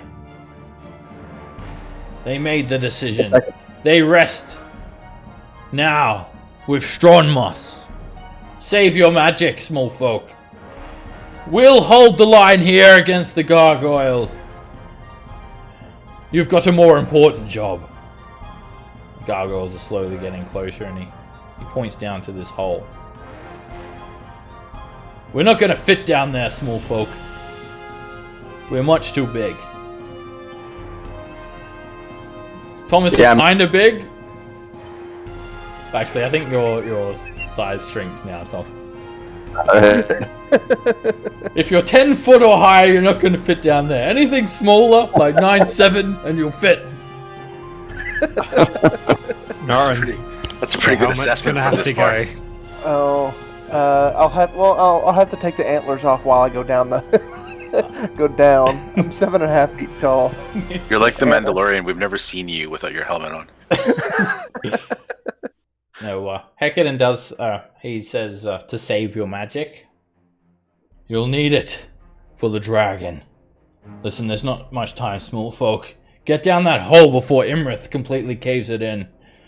And get yourself a rest. And once you're down there, take this. And he reaches into his bag. And he hands each of you a potion. To fight with giants, small folk, you must become giant. The potion of giant size. When you drink the potion, you become a giant. You become huge for 24 hours if you're medium or smaller. Your strength becomes 25. Your hit point maximum is doubled. Your current hit points are doubled. The reach of your melee attacks increased by 5 feet. Everything you're carrying inside also doubles in size, or essentially triples. So if your weapon usually does 1d10, it now does 3d10. And it tastes like clam chowder. Ah, disgusting. So drink it now, huh? Do not drink it now, wait till you're down in the hole. We'll hold off these gargoyles. I kind of feel like we could have drank this before we even started fighting the dragon in the first place, but yeah, whatever. You were not worthy. But now I've seen you fight, you are. And it's also very convenient that hole's not going to fit giant-sized creatures. And with that, we're going to wrap up tonight's session. You're going to want Ren for this next part. Oh, yeah. We wanted him for this part. Yeah. Also true. But I mean, Rend with a 3d12 3d12 axe. That's gonna be nasty. Well, I guess he'll use the flame tongue, but still. It says roll 3 times the normal number of dice. So it's gonna be. It's got extra dice on it. So it's gonna be 6d6. Awesome. Yeah. Lily's actually excited to use that too. Oh yeah. Shadow Blade. Upcast that and. Oh, would that make a level 3 Shadow Blade 98? I'm not sure if it works I on spells. I suppose. think it's everything you're carrying and wearing. Oh yeah. Yeah. Oh, yeah, But the when spell rolling. makes a weapon. The Shadow Blade creates a Shadow Blade that does 2d8 damage. It's irrelevant of your Yeah. current size. Is the dove bigger? So yeah, it's it increases the size of your equipment and your weapons. Weapons are listed in the player's handbook in chapter 5. Alright, anyway, guys, yeah, obviously don't want Ren to miss this finale as well, and you're gonna want him. So we'll wrap it up here, and then we'll pick it up next session with whatever you guys do next. I'll see you then. Part 2 of the finale for Storm King's Thunder. Yeah. There you go. Lily, are you still attuned to that conch of teleportation? No. Just We say, had something to do "See ya." in Golden Fields, right? Let's charge with 1 hit point. Charge. One